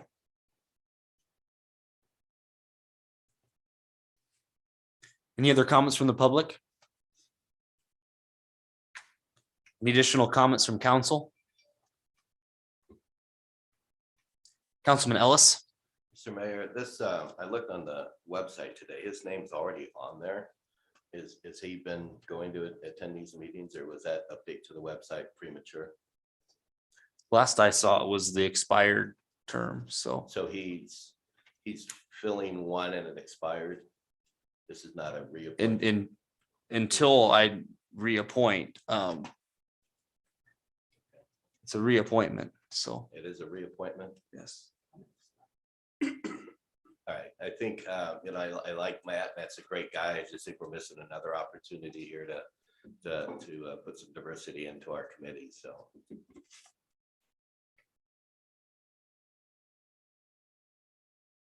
Councilman Yerger? I didn't look this up because I had the same procedural issues on this issue that I had on the previous item. But since this is a reappointment, it's slightly different. How long has Mr. Mueller served on local election review team? Multiple terms or recent replacement and getting a 2020, is that right? It looks like he was reappointed in 2020. Prior to that, I don't have that information at my fingertips. So what's the length of term on these jobs? 2 years? It's now expired already? That's right. We ended up staggering some early on.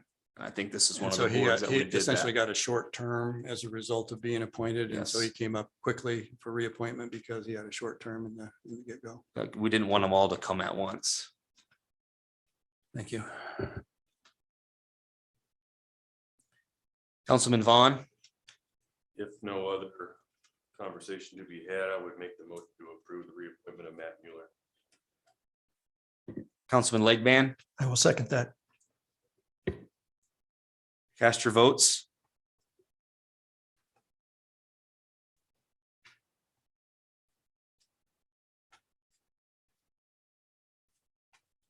Motion carries 8-0, Mayor. Now would be moving on to new business with the resolution 2021. It'd be a different number, correct? To authorize the purchase of a tract of land known as Outlot 2 Sunridge Second Edition. We'll now have staff report from Dave Godigan, our Public Works Director. Dave Godigan, Director of Public Works. This item is for the purchase or request of a purchase of Outlot 2 Sunridge Place Second Edition. This item goes back a number of years to when the plat was originally developed for Sunridge Edition. When the developers brought the layout, proposed layout to the city, one of the items that we requested is that they reserve some land along Luther Road, primarily because of the drainage ditch that runs parallel to the property and parallel to Luther Road. In the future situation where we need to widen the road or where we want to develop shoulders to build sidewalks along the road as it exists today, or basically just to improve the ditch, we would need a portion of the property that they were attempting to plat for those improvements. So they set aside this Outlot 2. It's 145 feet wide, parallel to the road from that little farm place that sits on the corner of Luther and Military to a piece of property that the city owns that abuts Jack Sutton Drive. So fast forward, so the purchase agreement was submitted to the city recently with an appraisal for the property. It's 2.9 acres. The appraisal came back $190,000. We were successful in negotiating, renegotiating a price to $170,000, and that's where we are tonight. There's some documentation in my staff report explaining why, in the case that the ditch needs to be widened, kind of good engineering standard, and then also the requirements of the proposed Fremont drainage manual. When you have a major drainage way, you would set aside a certain amount of land equal to the width of the existing base or bed of the waterway. In this case, that's roughly 20 feet. And then you would want to slope your banks at a 3-to-1 slope. In this case, the depth of the creek is, let's say, 6 feet roughly. So 6 times 3 would be 18 feet for each bank. So 18 times 2, 36, and then plus a 60-foot set aside, which would be a 30-foot buffer along either side of the ditch. And then I added that all up in there, and that's like 116 feet roughly. Well, what would be required if we would ever, so, or I shouldn't say if, but when we would decide to and make improvements to that waterway. So what they're proposing is 145 foot of property, which by the time we move things around and get around some of the power poles and everything that are out there, that's probably about the appropriate width of property. So all of that having been said, in the future, when we would want to make those improvements by purchasing this property, we would have the land to make said improvements. Any questions for Dave? Councilman Ellis? Dave, you mentioned in the backup that this future widening of Luther Road is in the 1 and 6 plan. Not this particular portion of, I couldn't find it in the 1 and 6. There's portions of the 1 and 6 that expand Luther, but it's typically from Military to 23rd Street. So It states in the backup that this is in the future, 1 and 6, but Okay, it says military. It probably should say from First Street. I will be doing my 1 and 6 here soon, and I would correct that. I mean, we're not going to improve military, that we're not going to go from Jack Sutton or First Street roughly to 23rd Street. you are. It would be But wise. to do currently, that. it's not in the 1 and 6. Okay, well, then that is my error. Then that is my error for stating that. I apologize. Councilman Yerger. So I was intrigued by some of what was in your write-up for this version of the discussion today. It wasn't in the last discussion, and I want to focus in on some of this dimensioned information. So it looks like you're proposing that we need to have, in essence, a side, if you will, 12 feet. That's what you would typically want for a roadway sideway. Okay, Because what- I'll let you finish, but I want to get Okay. all my bullet points out. So you want to typically do that. You are aware, though, that Fifth Street, which is a street I've lived on for 40 years, is only 6 feet from all the way from Luther over to Claremont. And from Military up to 16th Street, which is also part of the ditch, although it's been partially filled, is barely 2 feet, not 12. Would you agree with those measurements No, roughly? I'll take your word for it. Yeah, I didn't go out haven't and gone measure out them. to I measure stepped it, them yes. off. They're definitely not 12. So I'm curious then as to why Luther Street needs to be 12. Well, because we typically set our sidewalks back, 6 to 8 feet, plus they're 4 feet wide. So I picked 12 feet because that's kind of equivalent to a lane, and that gives you plenty of room to get your sidewalk in there. Right now, No reason that sidewalks couldn't be on the west side of the street instead of east, though. Is that true? that's Because true. there's none there today. But then you're forcing people across the street again. Right now, there are pedestrians, kids mainly, that do walk on that side of the street, on that little embankment. Sometimes they walk in the street, sometimes they walk in the grass. Okay, thanks for that. At the $170,000 price, that sounds like it calculates out to about over $58,000 an acre. That sound about right? That's close, yes. This is for unimproved ground. Is that also correct? There's nothing on it. At the present moment, there's nothing on it, yes. Contrary to, for example, our Tech Park property, which is going to be fully improved, and we've been selling for $20,000 to $25,000 up until the most recent sales. We've been selling property owned by the city for far less than we're willing to pay for this ground that's unimproved. Okay. Okay. It looks like the appraiser came up with something that said it was originally it was $1.50 per square foot. If you use the 2.9 acres, the assessor's office shows that it's 3.6. I'm not sure why.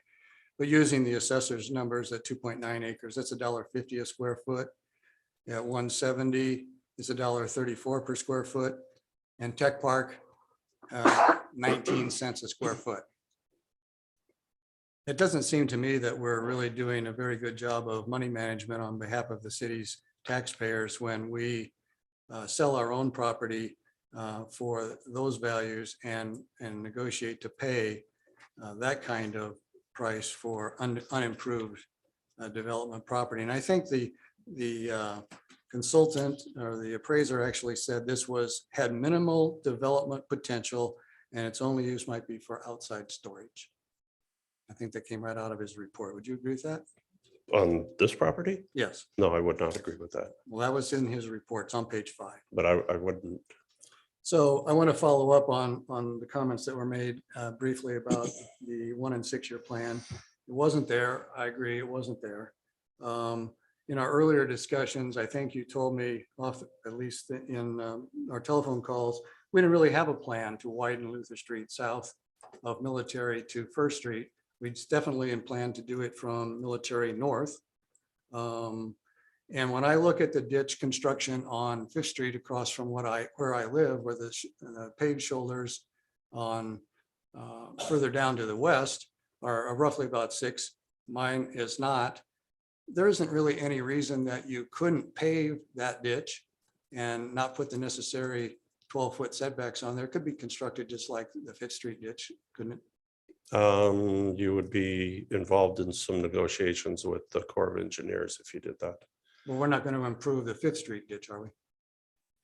Fifth Street is already done that way, but if you take a waterway of the US and you change, let's call the habitat or the environment. I mean, it's not the Yellowstone River. I mean, I'll admit that, but it's considered a waterway of the US. And anytime you change that, I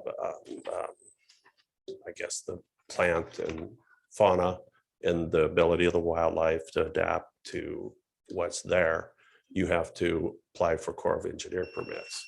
And we would be definitely changing the character of that drainage way. It's the same way you can't just put a box culvert in there without providing a similar waterway somewhere else, which I've always considered pretty difficult because a waterway is what it is. That they're very hard to lengthen. Thank you. Any other questions for staff? Any comments from the public?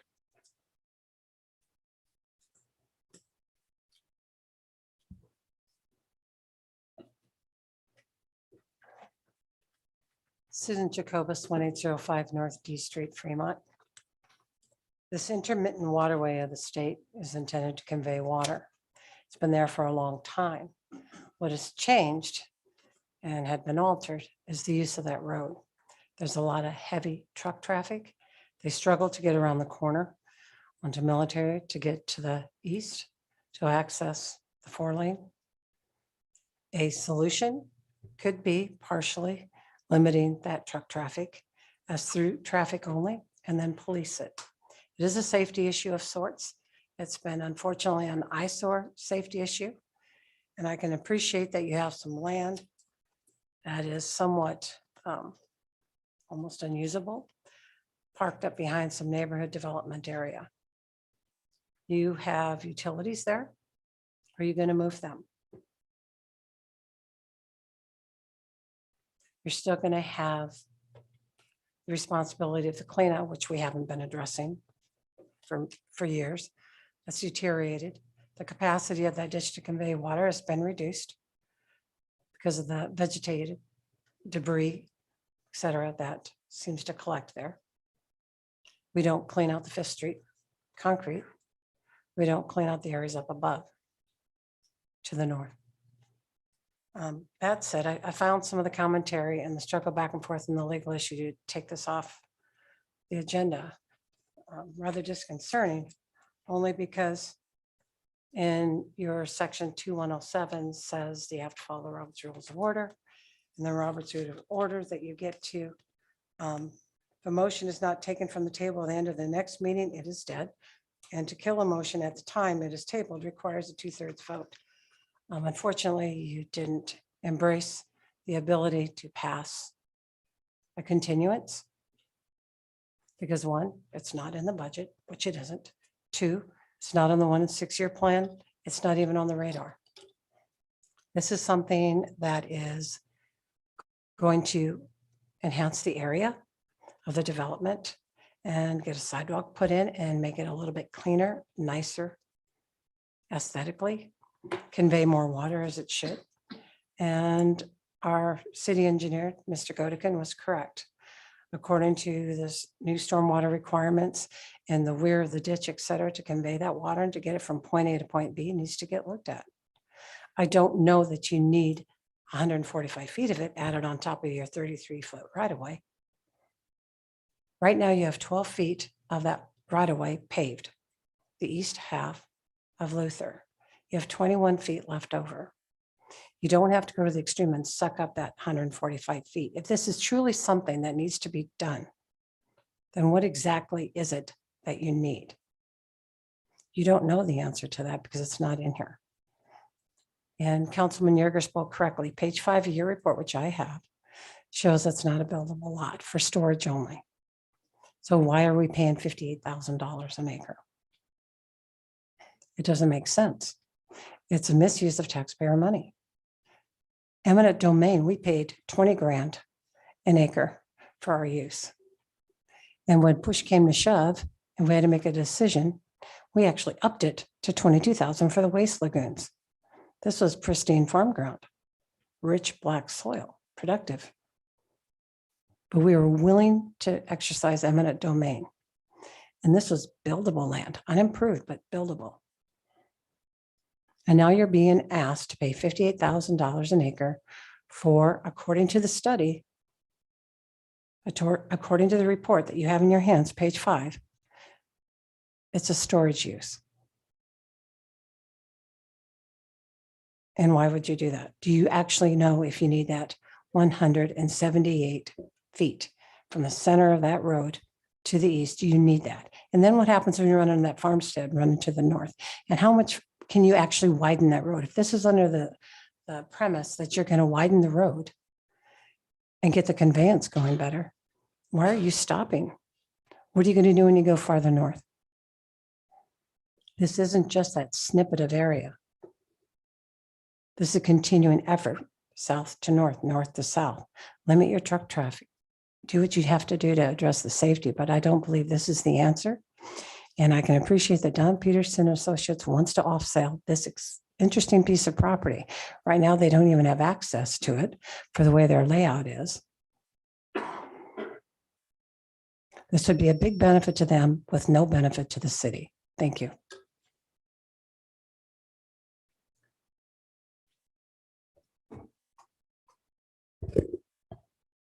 Short. Hi, everyone. I'm Jennifer Bixby, president of Don Peterson and Associates. We're the developer of Sunridge Place subdivision.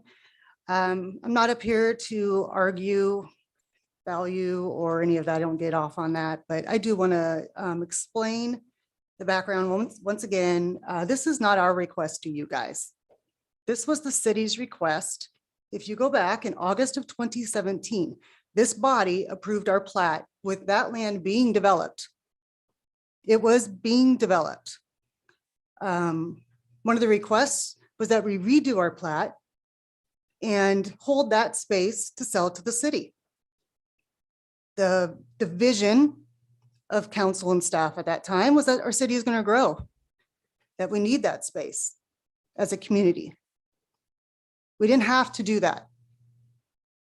The lot line was lined up with the farmhouse new lot line. We took half of that farmhouse, the little barn, we raised it, included it in our subdivision. So the new lot line is where this line is lined up. So it'd make a nice line to hook up with your trail that goes along Military. Again, we paid for the replatting, right? Our cost. We did that for the city.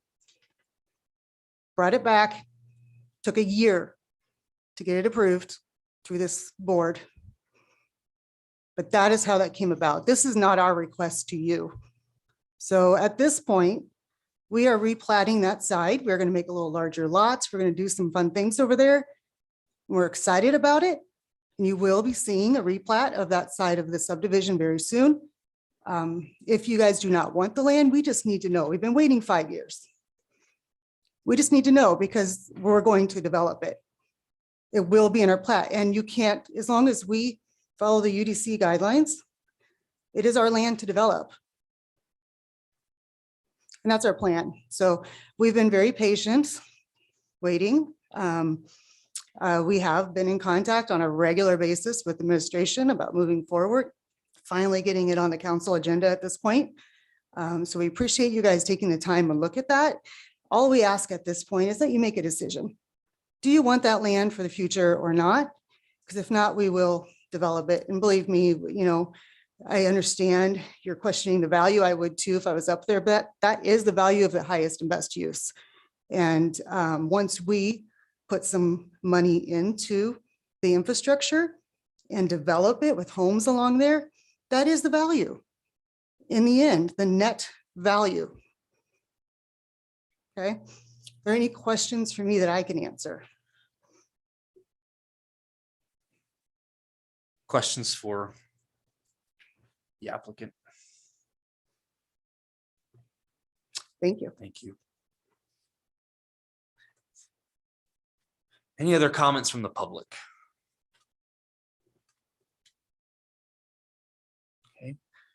Seeing none, any additional comments from council? Councilwoman Ganem.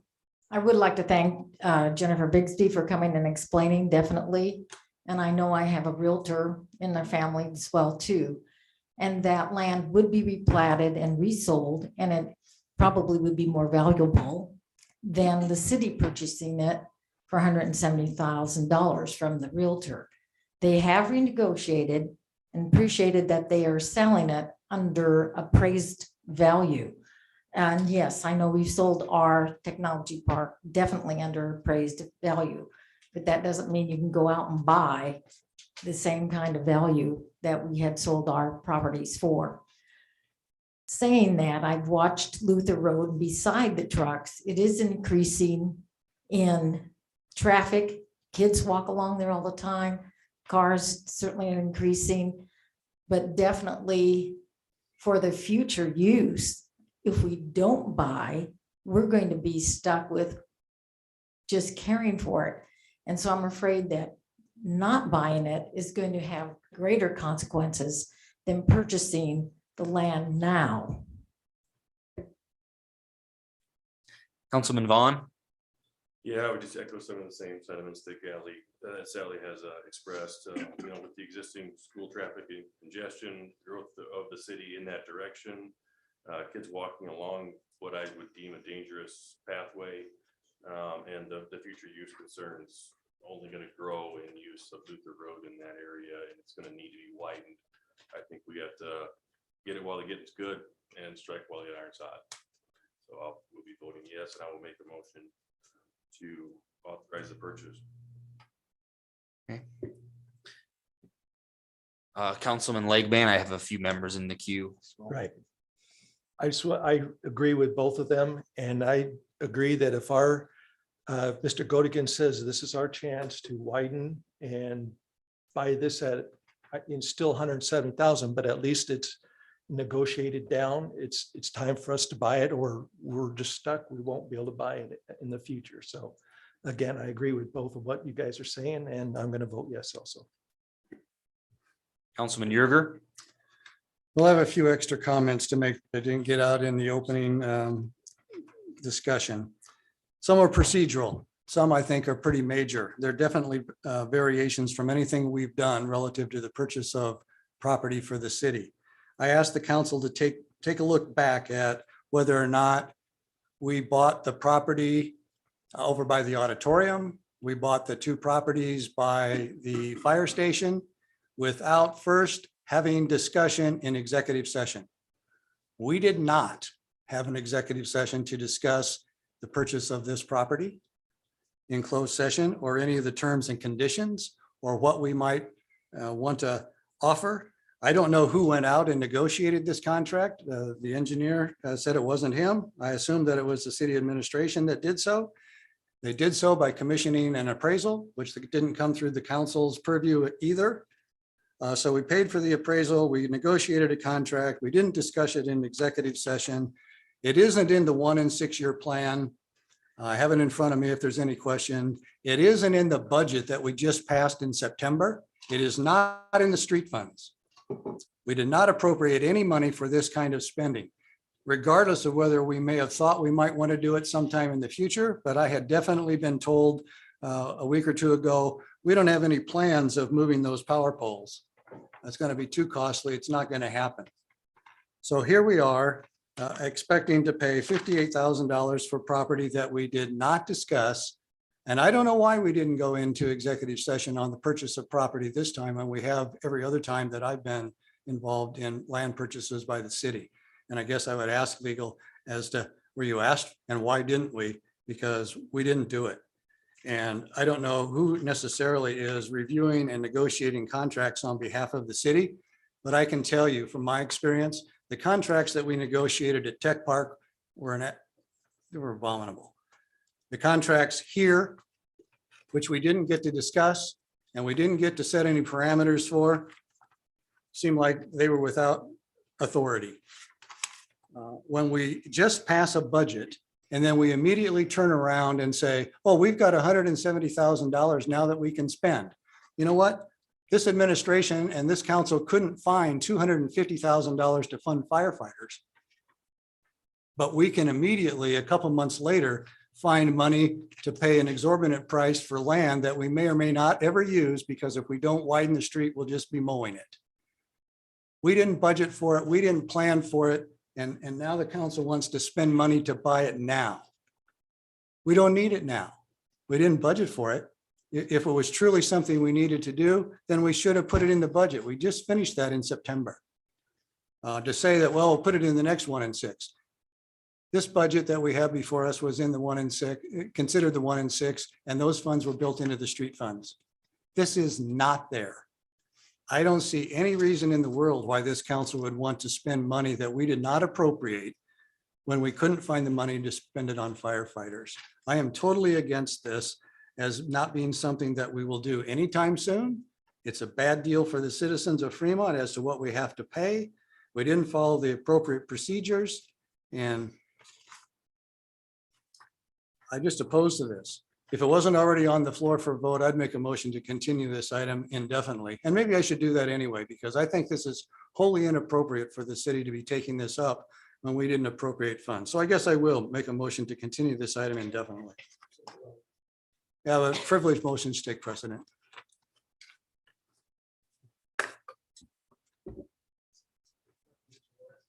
Legal, what?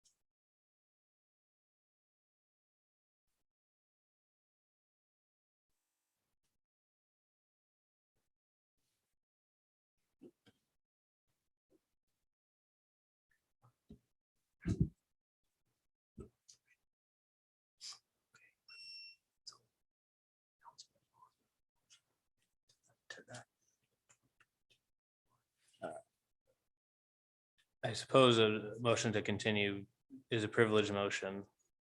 The motion on the floor. The privileged motion should be taken up first. Okay. So, Councilman Ellis. I'm gonna second that, just to the fact that, guys, I got on city council to follow rules. Municipal code is the rules that we follow. And so I'm seconding the motion right now, just the fact that I've been on council for 3 years, going on 4 years, and every time we purchased land, we went to executive council, we went through a process, and I'm not sure why we didn't do it this one. So I'd like to continue this. I'm not against it fully, but I think doing it the right and proper way, I believe we will be breaking municipal code tonight if we continue this. Okay, there's a second to continue.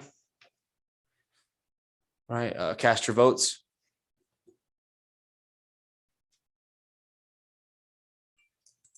Motion fails 2-6. Okay, back to the original motion, which is Councilman Vaughn's. Councilman Vaughn's, I just want to make note of the resolution number, since it'll be 2022-205. So could you just restate? Yep, 2022-205. Okay. Thank you. And then I need a second, which would be Councilman Jensen. I will second. Cast your votes.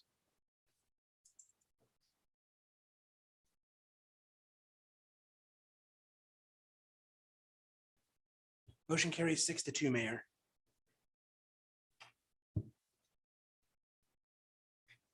Moving on, item 9 is a motion to reconsider the authorization to enter into the contract with MCL Construction for contractor fees for the library expansion project. So legal, do you want to go ahead and open this up? I know there is an item that we need to have a council member bring this up for reconsideration. So Yep, and based upon review of the circumstances I provided, what the council must do to follow the construction alternative Okay. act in the memo, so. So Councilman Legban, Yeah, I make a motion to reconsider this item. The authorization, yes. Councilman Jensen, And I will second. okay, Raise a point of inquiry. I'd like to understand the motion to reconsider as to the basis. Councilman Legban, you're making a motion to bring this back to the table. We have to vote to do so. I'd like to understand just exactly why you want it brought back. can you shut off, Brad, so we can? Sorry. Because legal counsel has instructed us to do it this way. I guess I don't want to say more than I should, so I'd leave the rest up to legal counsel. Yep, as we stated before, as the staff report indicates, the authorization to enter into the contract with MCL, we believe could be constitute a violation of the Construction Alternative Act. So we just want to follow that procedure properly. Okay. Then a motion and a second to reconsider. Cast your votes.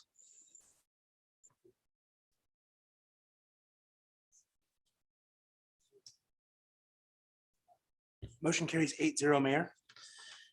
Okay, now we move to the motion to reconsider the authorization to enter into the contract with MCL Construction for contractor fees for the library expansion project. Staff report. Yes, thank you, Mayor. This project has been ongoing for a while now. And once it reached the conclusion of being able to select a contractor for the project, and we started reviewing some of the contracts, it wasn't caught prior to approving the contract, but afterwards we realized that the procedure being used constitutes a construction manager at risk delivery method for selecting a contractor. And when a city of first class such as Fremont wants to use that method, there is a statutory requirements that are involved with using that method. And I laid out in the staff report what the council must do, and we're intending on taking a few of those actions tonight if council approves. So since we did not comply with that act, the authorization of the contract with MCL, authorizing the mayor to sign it, I believe it should not be authorized at this time so that we can comply with the act. Okay. Thank you. Any questions for staff? Any comments from the public? Any additional comments from council? Councilman Legban? So we are going to do this correctly, we want to vote to deny the authorization at this time. Thank you. Motion. My motion. Okay. Councilman Jensen, Not the second. cast your votes.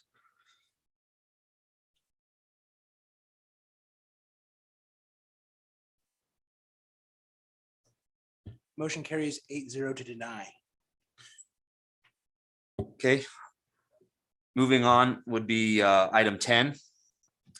Resolution 2022-001, adopting policies and procedures for design, build, and construction management at risk contracts. Go ahead. Thank you, Mayor. So as we just discussed previously, pursuant to the Construction Alternative Act, in order for the city to enter into a construction manager at risk delivery method or a design build delivery method for a project, we have to adopt an official policy that kind of lays out our procedures for how we would go about receiving bids, selecting bids and so forth. So this policy sets forth all the statutory requirements that Fremont must go through when entering into these types of delivery methods. There are a couple slight changes I would recommend after discussions with staff and council following putting this in the packet last Wednesday. One amendment I would suggest is in the exhibits, although it's for illustrative purposes, it could be a bit confusing. It mentions an example of how you would describe a project, and the project that is being described in that example is remodeling of City Hall. So in all those exhibits that are attached to the policy, I would just recommend striking those. And I did send a version out to council earlier today with those provisions, with those sections stricken. And then on page 34 of the policy, when it discusses an appeal procedure for a contractor, I would suggest removing references to the committee in there. The committee in there was a general committee that in the legislative intent thought cities would use a committee similar to that for an appeal process, but I just removed the committee and said that if the city administrator and the contractor can't work it out, it would come before council and there'd be a hearing before council. So I made that change as well.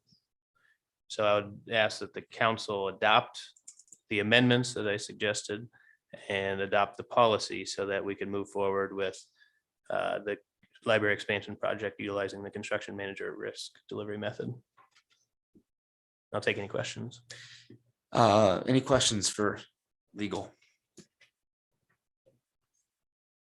Any comments from the public?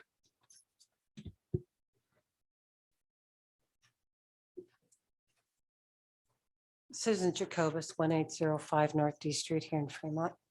I have some documents. I actually, just some questions that I had written up. So rather than take up your time much more, I'd like to present. Motion to receive the document, Councilman Yerger. Motion to receive the documents.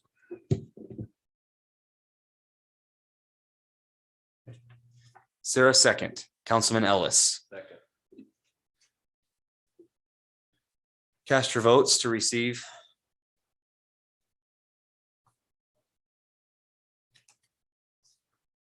Motion carries 7-1.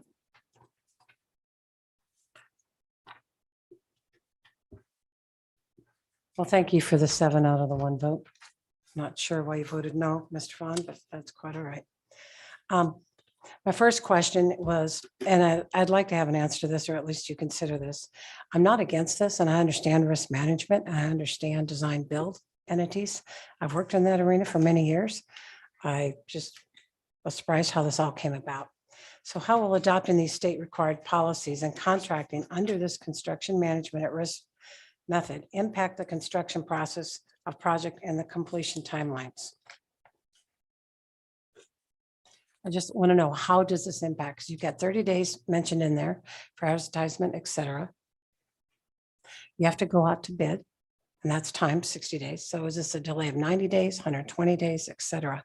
How does this impact that? How will adoption of these policies and the subsequent reconsideration of the associated MCL contract impact this bidding and contractor selection that's already taken place?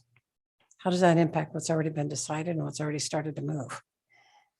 And will there be a cost impact of any kind associated with any of this process and or the scheduling changes? Are any of the library funding sources at risk due to this contract reconsideration? Are any funding commitments tied to this library renovation completion schedule? Because I would assume with 30 days plus time for bidding, et cetera, this is going to extend that schedule out a bit. Then again, last, one begs to ask, how, when, and by whom was this deficiency in violation of state law discovered? And who had the ultimate primary responsibility to ensure that state compliance at the November 30th, 2021 meeting? Who had the responsibility? Who reviewed these contracts? Who wrote these contracts? Who got this ball rolling? Who said it was okay? Because this can't happen again. This is why we have legal to safeguard the city and any issues of concern. Somewhere along the line, somebody raised a red flag that we weren't state compliant. And thankfully, because no money had been expended per se as much, but we've awarded a contract. This doesn't just go back a little ways. This goes back a few meetings. I mean, it's shocking that it got this far, but what is the impact? So please consider these questions as you move along in your discussion. Thank you.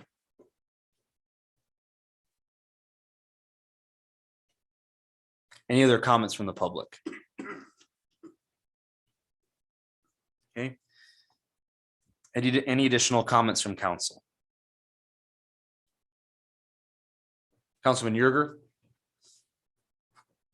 Well, I'm kind of interested in the answers to these questions. I don't know. I guess these are questions that would be posed to various different parties. Some, I suppose, could be legals, but I suspect some might be to the library or library board for scheduling issues and for anything that's related to fundraising. And how this all came about, obviously that's, I don't know where the responsibility ultimately lies, and maybe it's a shared responsibility, but these kinds of things really shouldn't come up at this late stage in this regard. So who would be the one to explain how the state policies? Well, Council, you have these in front of you as well, I assume, right?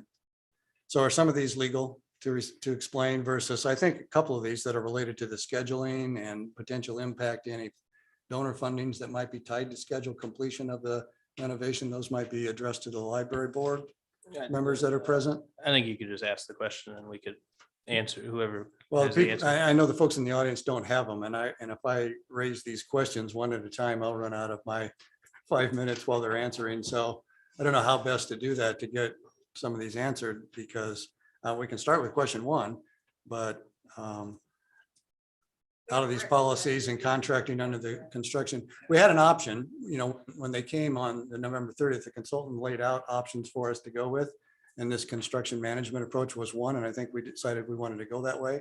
We just didn't do all the right steps and procedures as I understand it, but we could do something different. So we've decided to do this. So these policies that we're embracing here only get us to where we need in order to be able to do that. But because we're doing that, we're going to restart the clock on some things. And some of these questions are posed to answer those questions as well. We're going to restart some of the clock. And so I am concerned whether or not, from the library board's perspective, this has any real impact on anything that they've been working on relative to funding and all those kind of things too, in restarting the clock. If we don't do it this way, we have to restart the clock to do it the other way too, right? Yeah, that is correct. Yeah, so we're kind of in a real quandary here as to how this works.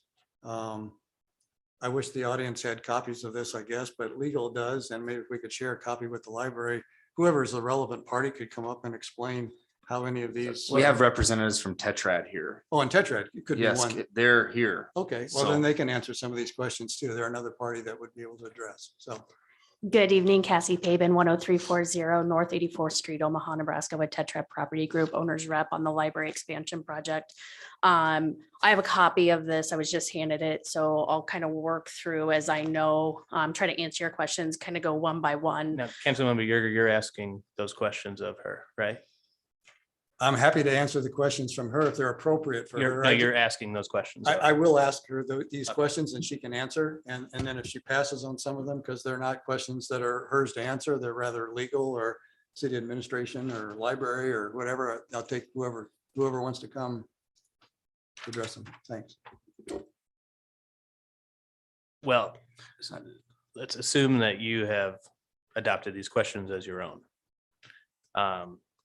As far as number one, as far as the timing, this delays and Cassie will be able to. Yeah, I can speak to that a little bit. So, and I'll give a little bit of background and history is, everybody kind of knows, and as we outlined on the meeting on November 30th, we'd been through some of this process for some time. There was some different players within city administration that we had been working through. While I can't necessarily explain why maybe legal wasn't informed or not, we were following the process at that time as we were understanding it. Shortly after, I want to say within relatively the same week of the city council, I think maybe that Friday, we received a call from Travis saying, hey, we might have an issue. I talked to Laura saying, hey, we might have an issue, as they were working through some things on their end. I think part of it too, why rather than coming up immediately in the first meeting in December, or maybe even the second one, just making sure that we had everything, we had all the policies in place for you, not just for the expansion project, but I would say any project that you move forward with in the future, have those in place. In terms of the library expansion project, just kind of timing as we're walking through that right now, one of these days I'm going to hit this pillar and it's going to be really funny. As we walk through all of that right now, given the timeframes that are listed, what's required under the Alternative Delivery Act that your legal counsel has outlined, what's in the packet that you have, we've reviewed, our legal's reviewed. We don't have any issue with that whatsoever. The 30 days. So I'll throw out some hypothetical situations. So say this adopts this evening. Moving forward, you could see an RFP within a relatively short time frame. You could have RFP responses back by the end of February, once you start counting your 30 days out, as long as you had your meetings scheduled with your committee, the reviews, all of those things, you could have the contractor, if you were going under the CM at risk, the contract for the general contractor back before you mid to late March. When you start looking at that from a timing standpoint of the library project, initially outside of this, MCL was looking at some sort of site mobilization in the April timeframe. So depending on how that goes, you might see a slight delay, but it's not months by any stretch of the imagination.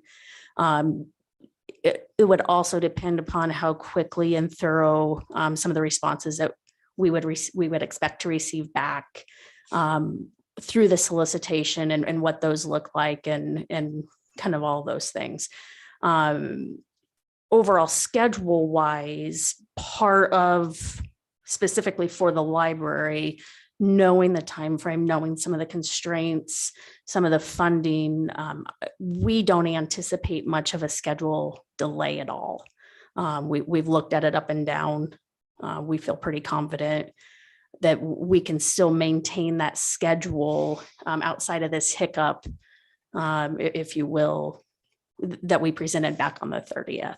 In terms of the funding impacts, there was nothing funding wise that was tied to MCL receiving the contract. So that's really not applicable in this situation. Most funding commitments are really upon project completion. Along those lines, the one thing I would say, and not to overspeak for the library board that's working on fundraising, and I'll give their hats off, like you're doing a heck of a job on this. It's been awesome to see, but some of the fund or grants that they have out now, that I know that there's a couple of applications pending that we should hear back shortly. One of them via the state would kick in Davis-Bacon wages, which is something that, knowing that now, we can kind of give a little bit of a heads up for contractors, which I don't want to count chickens before they're hatched, but it'd be, if we get that, that is an impact potentially to certain trades for this project that I don't think initially we maybe had considered that funding source. So there's some things that came to light with it, but overall, I don't see a massive impact to the library project. And I'm happy to answer any other questions you might have. Well, you kind of touched on several of those. I guess my time's expired. Any other questions? Okay. Any other comments from council? I'd just like to say, I want to thank Tetrad. I want to thank the library board and legal. yes, this is a slight setback, but as mayor, we need to make sure we comply with, all state laws, including this political subdivisions act. This construction manager at risk process is not something municipalities go through. And so on every day. And so, yes, we wish we could have caught this, yes, I mean, I wish we could have, but we need to make sure we dot the i's and cross the t's, and like Cassie said from Tetrad, this is just going to be a slight delay. We need to get, take a couple steps back to make the progress we need. And so, I just see us kind of making sure we do this the right way and get this done correctly. And really, that's the goal. That's the goal with this point. So, and again, with the fundraising, I echo all the efforts that have been raised, and it has been a team effort. And that's what really this library expansion project has been about. It's about us as a whole community, as a team effort. And it has been awesome to see that over this past year. And so, anyway, I'm extremely excited. And again, we just need to take a slight step back to make the full progress that we need. So, Councilman Ellis. I don't want to hop on this, but the number 5 here, it's just really, but that's puzzled me, how and when and whom was the deficiencies and violations of state law discovered? Do you have any input on that as far as? Ultimately, it's, I guess I would say it's my job to ensure that we comply with state law, which is what I'm trying to effectuate here tonight. I wish I could have been involved earlier in the process. By the time I got So was that an issue, as you weren't involved earlier in the process? Yes, and that's something that I think the city moving forward, we're going to begin including getting legal's input when these projects are kicking off. Is that, I mean, you guys are a contract law firm for us, and you're only spending a couple of days a week here. I spend plenty of hours on city work every day, trust me.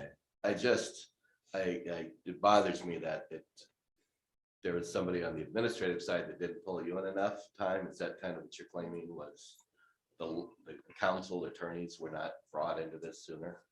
Yes, looking back, that would have been what I would prefer. Thank you. Councilman Jensen. I don't know if we're at that time or not, but I wanted to make those amendments as you described. Yeah. I believe the first was to remove the examples, and the second amendment was to remove the word committee. Yep. I'll make those amendments at those time as described by you. Okay. Councilman Yerger. And I'll second them up into amendment. Cast your votes.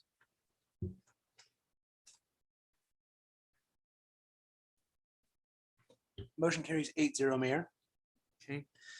Take a motion in regards to the resolution 2022-001 as amended. Councilman Yerger. Well, I'll make the motion to approve resolution 2022-001, because I too think it's extremely important to follow the law, state law and city code. We're straightening up this piece to follow state law. I only hope that in the future we do with the same respect to our own code. Councilman Vaughn. Oh, Okay, cast your votes.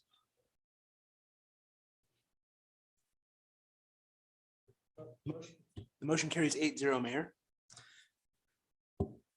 Okay, moving on to item 11 is a resolution 2022-002, selecting the construction manager at risk delivery method for the library project and follow procedures provided under the Construction Alternatives Act. Staff report. Mayor, could I make just a point of inquiry? I want to make sure, did I state on that last motion to approve that it was the amended motion? Yes. And thank you. I just wanted to be clear. Thank you.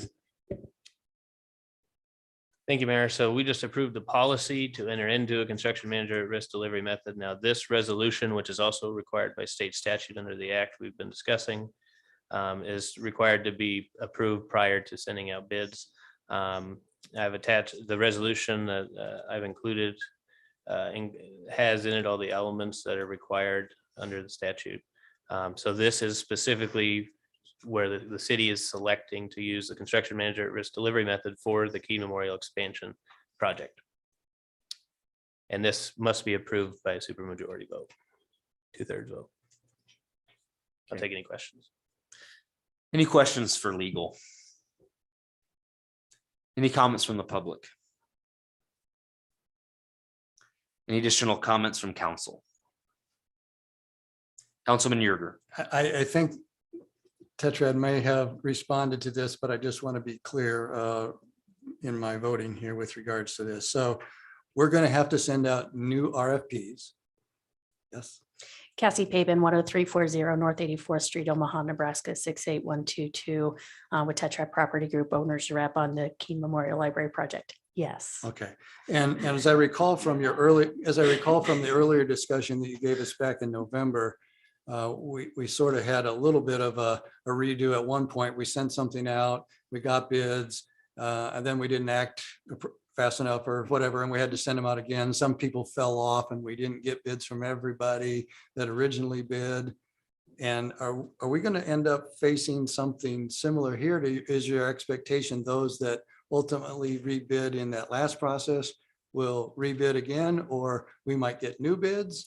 Or what is your expectation there? Because we definitely lost, I think maybe like 3 bidders or something in that process. Well, so if you go back to what we described on November 30th, as we were going through the study session meeting when we highlighted the process, we initially had sent it out to over 20 different organizations. We had 7 that responded. Of the 7, it was narrowed down to 3, I would say top bidders, if you will, or top responders. I don't like to use the word bidders because it really wasn't a bid. It was a response to an RFP. That was in March of 2021. Fast forward, as we were trying to get through, a significant time had lapsed from the time that those were received to the time we were ready to bring it forward, to the point where market conditions had really drastically changed within that time frame as it related to people picking up additional work, price of materials, labor conditions, you name it. So we felt it appropriate to take that out. I would say the difference between that situation and where we're at now, we are a lot closer to actually starting construction than we were at that point in time. I don't anticipate there being much of an issue. You're going to have responders, right? You're going to have some that did respond the last time. I would anticipate the majority of them that responded the last time to respond again. You might pick up a few new ones. You never know what that bag holds. There's a lot of factors that go into it, depending upon who's busy, who's not, capacities, all of those types of things kind of go into that. I anticipate a robust response. I also think, given the time frame that when construction is going to start or anticipated to start in the project schedule and where we're at, those that would normally just submit to see where it goes will not participate. Okay. So Well, it's really going to be serious. Yeah. And because we've gone through all of this, you're honing it, and it probably will, just as you described, be better. So the only other question then that I had, and you may not want to speculate on this in light of, we're going to be sending out a request, but I am interested in the setback that we created here by not doing everything we needed to according to the law. Do we have an anticipation that we'll be able to hold line on cost relative to the work we're doing to collect funding? Do we think we're going to have any potential issues there in taking these steps back in light of the current environment, or you feel pretty good about where we're going to be? I know you won't try to narrow it down. We work on a lot of projects, not just this one. And so there's some that we're able to start locking in pricing for, depending on the project type, all that good stuff. As it relates to this one, it's really hard to speculate. I would tell you, given the timing though, and there's going to be some interesting things that nobody in this room controls over the next 60 to 90 days with just the construction industry itself. I don't foresee, unless there's some sort of like massive catastrophe somewhere there being that much of an issue in terms of price. Now, I would tell you, not to put any pressure on the fundraisers, but if we can go more than that budget, 2 thumbs up all day long, right? But what's really going on behind the scenes right now that you all aren't seeing, that we continue to work on the project. We continue to work with SPT, the architect, on it. We actually just spoke with them. What is today? Tuesday? Friday afternoon, I believe it was, to talk through some different scenarios that they have as they've looked at, okay, if what do we have to do and what are some different options as it relates to making sure that we're getting everything within budget. So we're already starting to have some of those conversations of here's potentially an alternative to this or this. So that work continues. So we're keeping that going, and that will continue to happen internally on our team along with the architect while we're going through the solicitation process. Okay, my time's up. Sorry. That's fine. I just want to thank you for your candid and professional response tonight. You're welcome. Councilman Gibson, Great explanation. And if there's no further things, I'd like to make the motion to accept resolution 2022-002. Councilwoman Ganem, Second. cast your votes. Motion carries 8-0, Mayor. Moving on to item 12, resolution 2022-003 to authorize and approve the agreement with Speece Lewis Engineers for the design and engineering services of the Bell Street Viaduct Rehabilitation Project. We'll have staff report. Dave? Speece Lewis? It's not that late yet, no. I read the thing wrong. I thought we had one more item. Nope. This item is for some rehab on the Bell Street Viaduct. The viaduct has some movement on each end of at the abutments where it's the end of the abutments are skewed, and as it contracts and expands, it's sliding over, as well as it's having some surface. If you drive over it, you'll see some potholing on it. So we went out with RFPs to select a consultant to come in, and they'll do a number of things. They'll do what's called a condition inspection, and then they'll make recommendations, and then they'll do design, and then they'll go through schedules with us, and then it would be put out for bids for construction and then inspection of the project.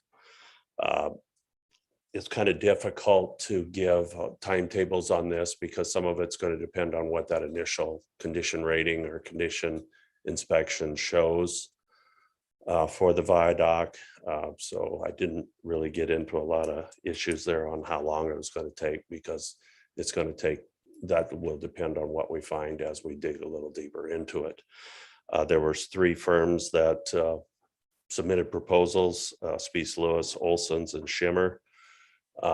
Speece was the mid bidder, but we selected that firm, or are recommending that firm to you, Speece Lewis, because we felt, looking at the services provided versus services provided by the other groups, that it probably was more representative of the work that's actually going to need to be done to make this project move forward, rather than come back with supplementary agreements or anything like that, or changes to contract as we move forward. So we're recommending Speece Lewis for this job at $150,713.16. Thank you, Dave. Any questions for staff? Councilman Vaughn? Just out of curiosity, how old is this viaduct? It was built in the 90s, I believe. So 30 years, roughly 25, 30 years. Councilman Sukram? Yeah, Dave, do you know if there's any, if any of the damage to that bridge was done by the water that sits at the north end on a heavy rain? Do you know if that's? No, I would say not. And I noticed there was nothing addressed in draining that.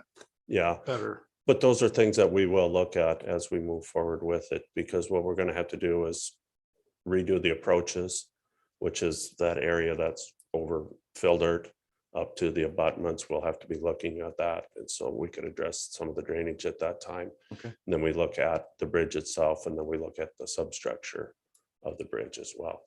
Thank you. Councilman Yerger. I just have one, I think, Dave, with regards to design work and kind of feeding off of, I guess, question that was just asked, and you said, well, you'll be looking at the drainage design. Will this also entail looking at any of the approach and exit designs relative to heavy truck traffic that goes on in the area related to a lot of semi traffic that likes to exit at the bottom or the north side of the viaduct and wants to go down towards structural components or the gavelon, the grain elevators and the like. With those heavy trucks, I imagine those turning radiuses coming off the downhill are tough. Is that part of any of the design analysis That's that's really- going on here? That's really not part of the scope, but it's something that as we're looking at the approaches, if there's any modifications needed, we would certainly take that into consideration, because that would fall into the kind of the realm of what we're Well, when doing. you said approaches, that's kind of what tripped my trigger, because if Yeah. you come down off the viaduct and if you have to make an acute turn and you're actually falling off substantially to get onto ground level streets versus whatever the viaduct ramp pitch and stuff is, that would be a design area that you probably want to address at the time. Yeah, the emphasis of our study will be for the structure of the viaduct. That would be kind of an ancillary item right. to look at. Thanks. Any other questions for staff? Thank you. Any comments from the public?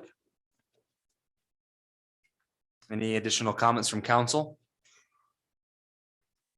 Take a motion in regards to this item. Councilman Jensen. I'll make the motion to approve resolution 2022-003.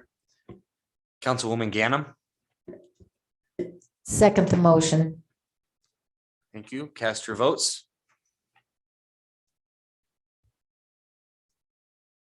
Motion carries 8-0, Mayor. Item 13 is a resolution 2022-004 authorizing the mayor to sign an agreement for legal services, prosecution of city ordinances with Tuhig Law LLC. Thank you, Mayor. Included in the packet is an agreement that drafted and reached an agreement with Stephen Tuhig of Tuhig Law to prosecute our city ordinances. Over the summer, as the council knows, the county no longer decided to no longer prosecute our ordinances. So we took that over. Our office has developed a policy together with my paralegal, who's just been a rock star on this, and the people at the courthouse has been really great to work with as well. And the people down at the police department, can't thank all of them enough, but we've developed kind of a policy for prosecuting ordinances. It's pretty efficient. And like I said, the courthouse appreciates the work that we've done. So now the only issue is finding an attorney locally in Dodge County, because that'll save the city costs. Instead of having me come all the way out here to enforce for a half-hour hearing, we'd have someone local do it. And Stephen is, I've gotten to know him a little bit over the past few months, and he was a guy that fit the job perfectly. I've spoken with the police chief and other attorneys in the area, and they all agreed that he's a good fit for this. And I think he might be on the line tonight if anyone has any questions for him. So I just asked that the council approve authorization to enter into this agreement with Tuhig Law. I'll take any questions. Thank you. Any questions for staff? Councilman Yerger. So in the staff report, this looks like it's listed at $2,000 to $5,000 a month, or as high as $60,000. Yes. Depending on the files that are in the And citation. this isn't a day-to-day contract. This is for a contract for what kind of a term? It could be terminated at any time upon 30 days. It's a monthly contract, but is it expected to be for a year It'll be as long as. or into perpetuity? Yes. Perpetuity. So on a 12-month period, we could expect to see potentially spend as high as $60,000. It depends on the citations that come into the city and the cases that are involved, yes, But the estimated range could go that high. yes. Is there a particular reason then, if that's the case, we didn't put this out to bid? It's over $30,000. Under statute, the city attorney can contract to prosecute city ordinances. I'm really kind of enamored by the fact that if we're going to hire other legal expense to the tune of perhaps $60,000 a year, we're currently in budget for $505,000 a year for 2020 and 2021. I don't know if that changed, I guess, for the 22-23 timeframe, Jodi. If it did, you can let me know, but that's what we were in before. And we were spending considerably well under that. And so I don't quite understand, since we have headroom, why we would be automatically sustaining another $60,000 of legal expense on top of what we're already paying as a part of a subcontract. And if we were to do so, why we wouldn't be modifying your contract relative to section 2, the duties that are described therein, and section or exhibit A of your contract that defines the specific duties, which requires you to do, in essence, prosecute and defend all suits and actions necessary. And that would include those that are being generated by the CSOs, et cetera. So if we were to say that, well, we're not going to have you do that, Adams and Sullivan's not going to do that, we're taking that out of your list of duties, and we're going to assign that to somebody else because we want to pay them $60,000 on top of the 505 or whatever we have in the budget. We've now elevated our expense. Yes, I acknowledge we do have to pay you for transportation or whatever, because these aren't regular meetings that you're coming to. And I assume you're not out here on an everyday basis, but for $60,000, we probably can pay a lot of travel expense. Since this is not coupled with any rewrite of your guys' contract to, in essence, take away responsibilities that you have to prosecute on behalf of the city, and rather than just give these to others, I don't see why in the world we're doing this. It's a convenience, I suppose, that your law firm doesn't need to come to Fremont, but having a local attorney is a good thing. And there's been discussion about maybe we should just have a local city attorney. They can go over to the courthouse anytime they want. We used to have that. And maybe we ought to be looking at that. If that's what prosecuting locally requires of us, maybe we ought to be looking at that as well. I am really concerned that we didn't put this out for bid. The price that we're having to pay is not much less than what we're paying your firm. And we didn't ask any other lawyers in town whether they were interested in the city's business. How did we end up just going the route that we did? Again, could you, since we didn't bid, how did we isolate the firm that you were recommending here? Based upon my experiences at the courthouse and discussions with other community members. And I'd also note that this cost is going to be incurred by the city no matter who does it. Our attempt is to save the city money. I don't know why you wouldn't want to do that, but that's been the goal of this process all along. I was charged from the beginning when we took over city prosecutions to develop a process so that someone locally could take it over and do it on behalf of the city. And this situation was created when we were only paying the county $300 a month to prosecute ordinances. That no longer is available, a viable option. So I guess council, this is the issue. This all kind of started when we decided to do a more aggressive CSO enforcement and take over animal control. And so because we've done that, we are now writing more tickets than we've ever written before. We were taking them over to the county and the prosecutor said, I don't want to deal with them. Okay, I understand that. But at the same token, we didn't discuss that as being one of the costs to the city when we decided to embark on changing the way we handle things at the police force. We didn't talk about that, and we haven't talked about your contract since it technically expired, and we're on a month-to-month basis. And if we're going to be shifting duties out of your contract and into somebody else's bailiwick, it seems that those ought to go hand in glove. That's my input to council. I don't see how these are disconnected. We're basically doubling up on our legal fees from the 505 that we're already contracted at. As I said, it's not doubling up. These costs would be incurred. This will just be Yes, lower rate. but today, council, they're being incurred and we're not spending the budget. We're under budget. We spent 429 in 2020 and we spent 458 according to Jodi's records for 2021. And we had already started in 2021 prosecuting these cases. You were doing it. Yes. So the cost is already inherent in that. And if we were paying somebody else on top of that, then we would be incurring, another $50,000-$60,000 potentially a year. So, okay. I'm not going to be doing this in addition to someone else doing this. No, I understand. We So won't- you're- instead you're- of paying me, you're going to be paying another law firm. What are you talking about? Additional $60,000? Well, we were paying you from $2,000 to $5,000 in the. That's time, My sir. time's expired. And I could just say that from what we've seen over the last 6 months and from our information gathering during this process, there is no dramatic increase in citations. It's been pretty commensurate with other years. Councilman Legman. Yeah, you said most of what I want to say already, that this is going to save us money. This is a no-brainer. There's no doubling up. They're not going to do it. This new lawyer will be doing it for us, and he's local. He doesn't have to get paid to drive here. This is going to save us money. Councilman Ellis. I do understand it. Sounds like we're gonna be saving money because your guys' bill will be smaller. I like that. And I like it local, anything local, but why didn't we go for bid? I mean, 175, the lawyer down the street could have given it to us for 165. I mean, this is a service that the city is gonna be needing. Why didn't we not go out for bid? This is a position to prosecute city ordinances at the city attorney's direction, and this was the best option, and we're getting it taken care of. And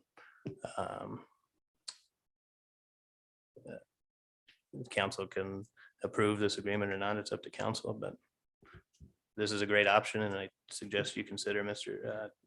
Tuhig and Tuhig Law and consider his qualifications as well. Okay. Any additional comments from council? Any comments from the public?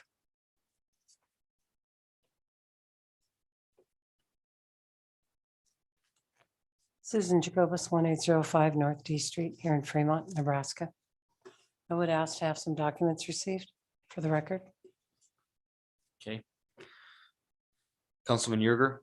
Motion to receive. Councilman Ellis. Second. Okay, cast your votes to receive.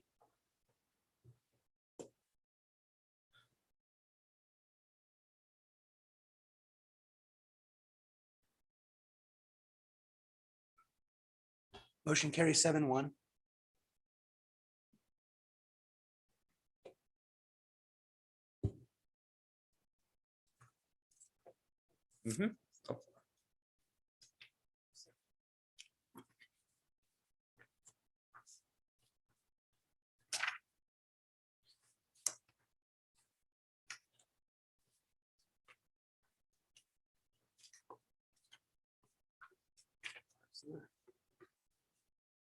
Go ahead.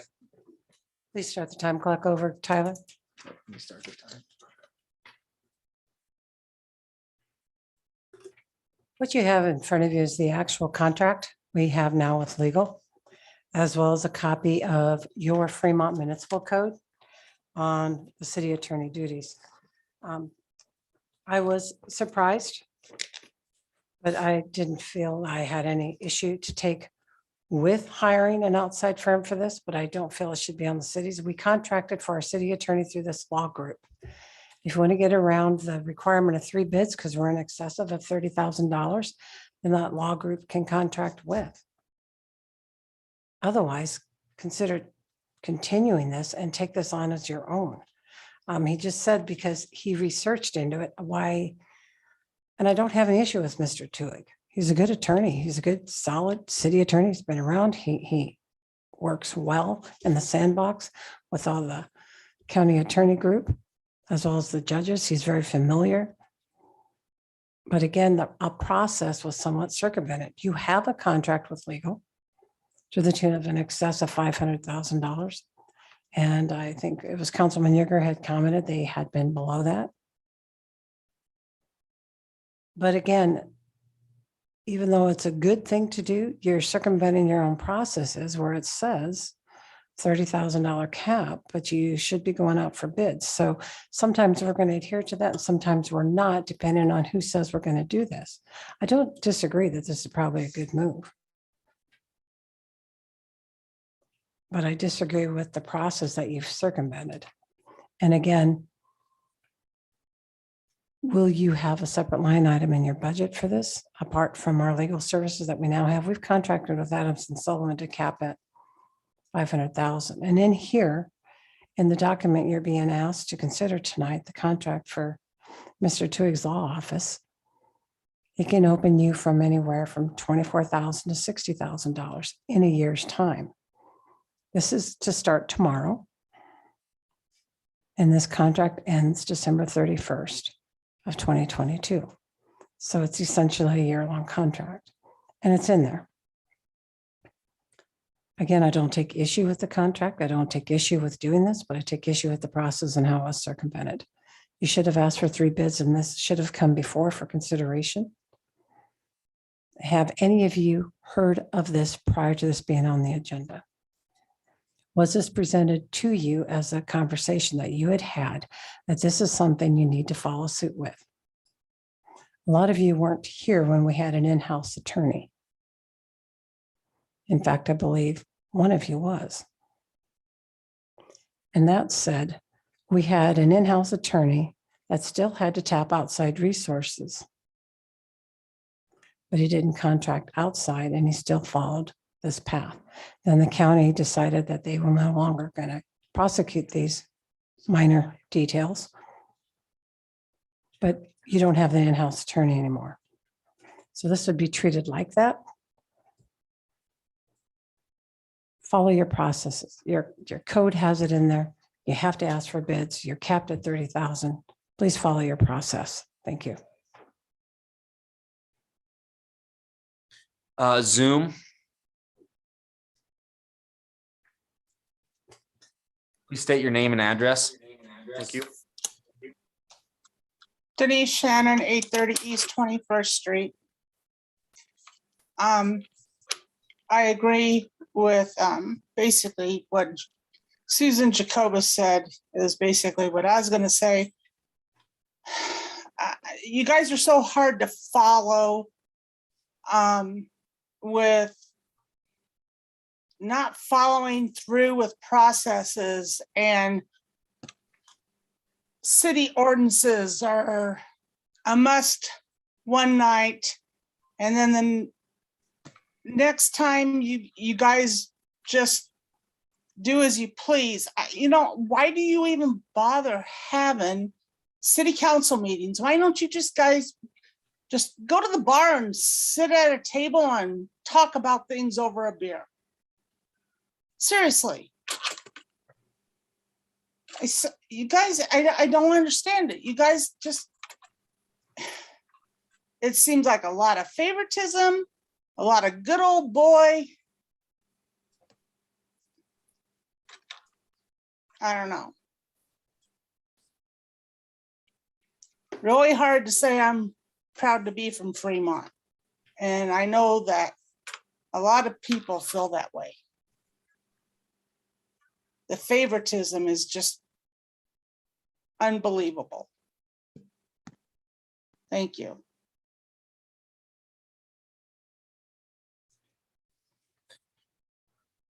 Any other comments from the public?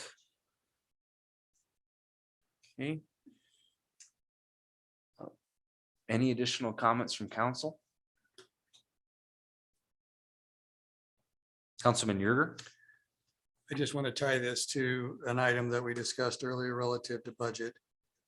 We budgeted back in September and completed that budget for whatever the cost is, if it's 505 or if that got increased in the current budget, I guess I don't recall, but we budgeted for Adams and Sullivan in the budget. Now within months, here we are. We want to put additional budget for this work in. And we can say it saves us money, but believe me, we are contracted to allow Adams and Sullivan to spend 505 or whatever the number is, regardless of whether they're doing this work or not. And so if they do, we will be spending whatever we're paying this lawyer to do in addition to what we have budgeted. We did not budget for an additional attorney to do this work. And when we couldn't find the money for the firefighters, and I know I mentioned this earlier, but we just spent $170,000 on that item. And now we spend maybe potentially up to 60,000, $250,000, and it would have paid for firefighters because we already have these guys over here contracted for 505. And they're underrunning that today and they're doing the work. I understand, but if we don't hire some. Order. I do Councilman understand. Yerger I has do the floor. understand. But we are spending about $5,000 a month or recently to have our own lawyers do this work. And they're doing it for less than what we have a contract for. And now we're saying, well, they can save some money and they won't charge us 505. Okay, I'll concede. I understand that. But somebody else will charge it back to us within $25 an hour of what we were paying. So the savings is next to nil. It just doesn't make any sense to me unless we want to go in and take a look at the Adams and Sullivan contract and say, you know what? You're supposed to litigate for us, but you don't want to do all the litigations. So the budget amount cap that we gave you at 505, we need to lower to, let's say, I don't know, 450. And then if we spend $60,000 with somebody else, we're definitely locking in the savings that we would otherwise get. But if Adams and Sullivan spends the full 505 of their contract and we spend 60 for somebody else, it is not a savings. Councilman Legban. You might have to get the chalkboard out and show him that we're going to be saving money because you're not going to be charging for this. The other people are. So we're saving money in the long run. They're not billing us for it, Brad. So they're doing their work that they're already doing. Travis is probably going to say, you don't want to save money? Okay, I'll keep doing it. I'll keep coming here. I'll just keep paying me thousands of dollars extra to come here. I'll do that. He's found a way to save us money. So to me, it's a no-brainer. Councilwoman Ganem. Well, the option is to keep Travis doing what he's doing right now, or to change. We have an option to do that. The way I understand it, if I'm misunderstanding, we won't be charged his fee, which is also travel time and prep, in addition to prep time, sitting at the courthouse. If he sits an hour before they call him, hey, that's $200 in his pocket, but you have a local person can kind of monitor and just be right there. It should cost a lot less. This is something that we could look at and bring back next year and see and do comparisons. But it should cost us less money. Councilman Ellis. I get the savings, because instead of $200 an hour, it's $175, right? Something like that. I still think it's just bothers me to no end that we're breaking the law again. We are not going out for bid on something that's going to cost the city more than $30,000. And so can you explain to me why we're not going to be breaking municipal code by going in this direction? Certainly, this is a contract for enforcing city ordinances. It is not an expenditure for material supply service and replacement maintenance of equipment directly connected with the operation of a stream and storm sewer system, electric system, wastewater system, waterworks, and natural gas distribution system, and their associated lines without advertising for bids. So you're saying that anytime the city gets a service, we don't need to go out for a contract for that service? Certainly not. I'm saying that in this instance, when there's a contract for legal services under the purview of the city attorney to prosecute city ordinances, there's no requirement to go out for bids. Councilman Vaughn. Say we spend $2,000 a month times 12 months, that's $24,000. What guarantee we have we're gonna eclipse that $30,000 threshold anyway? I would also add the other benefit, I guess. I think it's a sunken cost right now. I don't know if we'll get in the green on this, but now the city gets to retain the fees that are imposed before the county would keep them. So. And we've been getting a lot of good ones, so.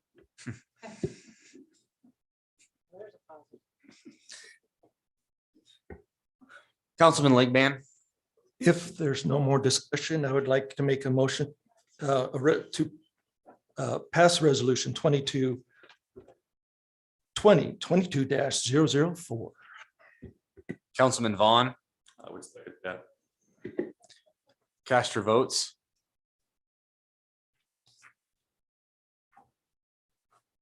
Motion carries 6-2, Mayor. Councilman Jensen, I will make a motion to adjourn. Councilman Vaughn. Cast your vote.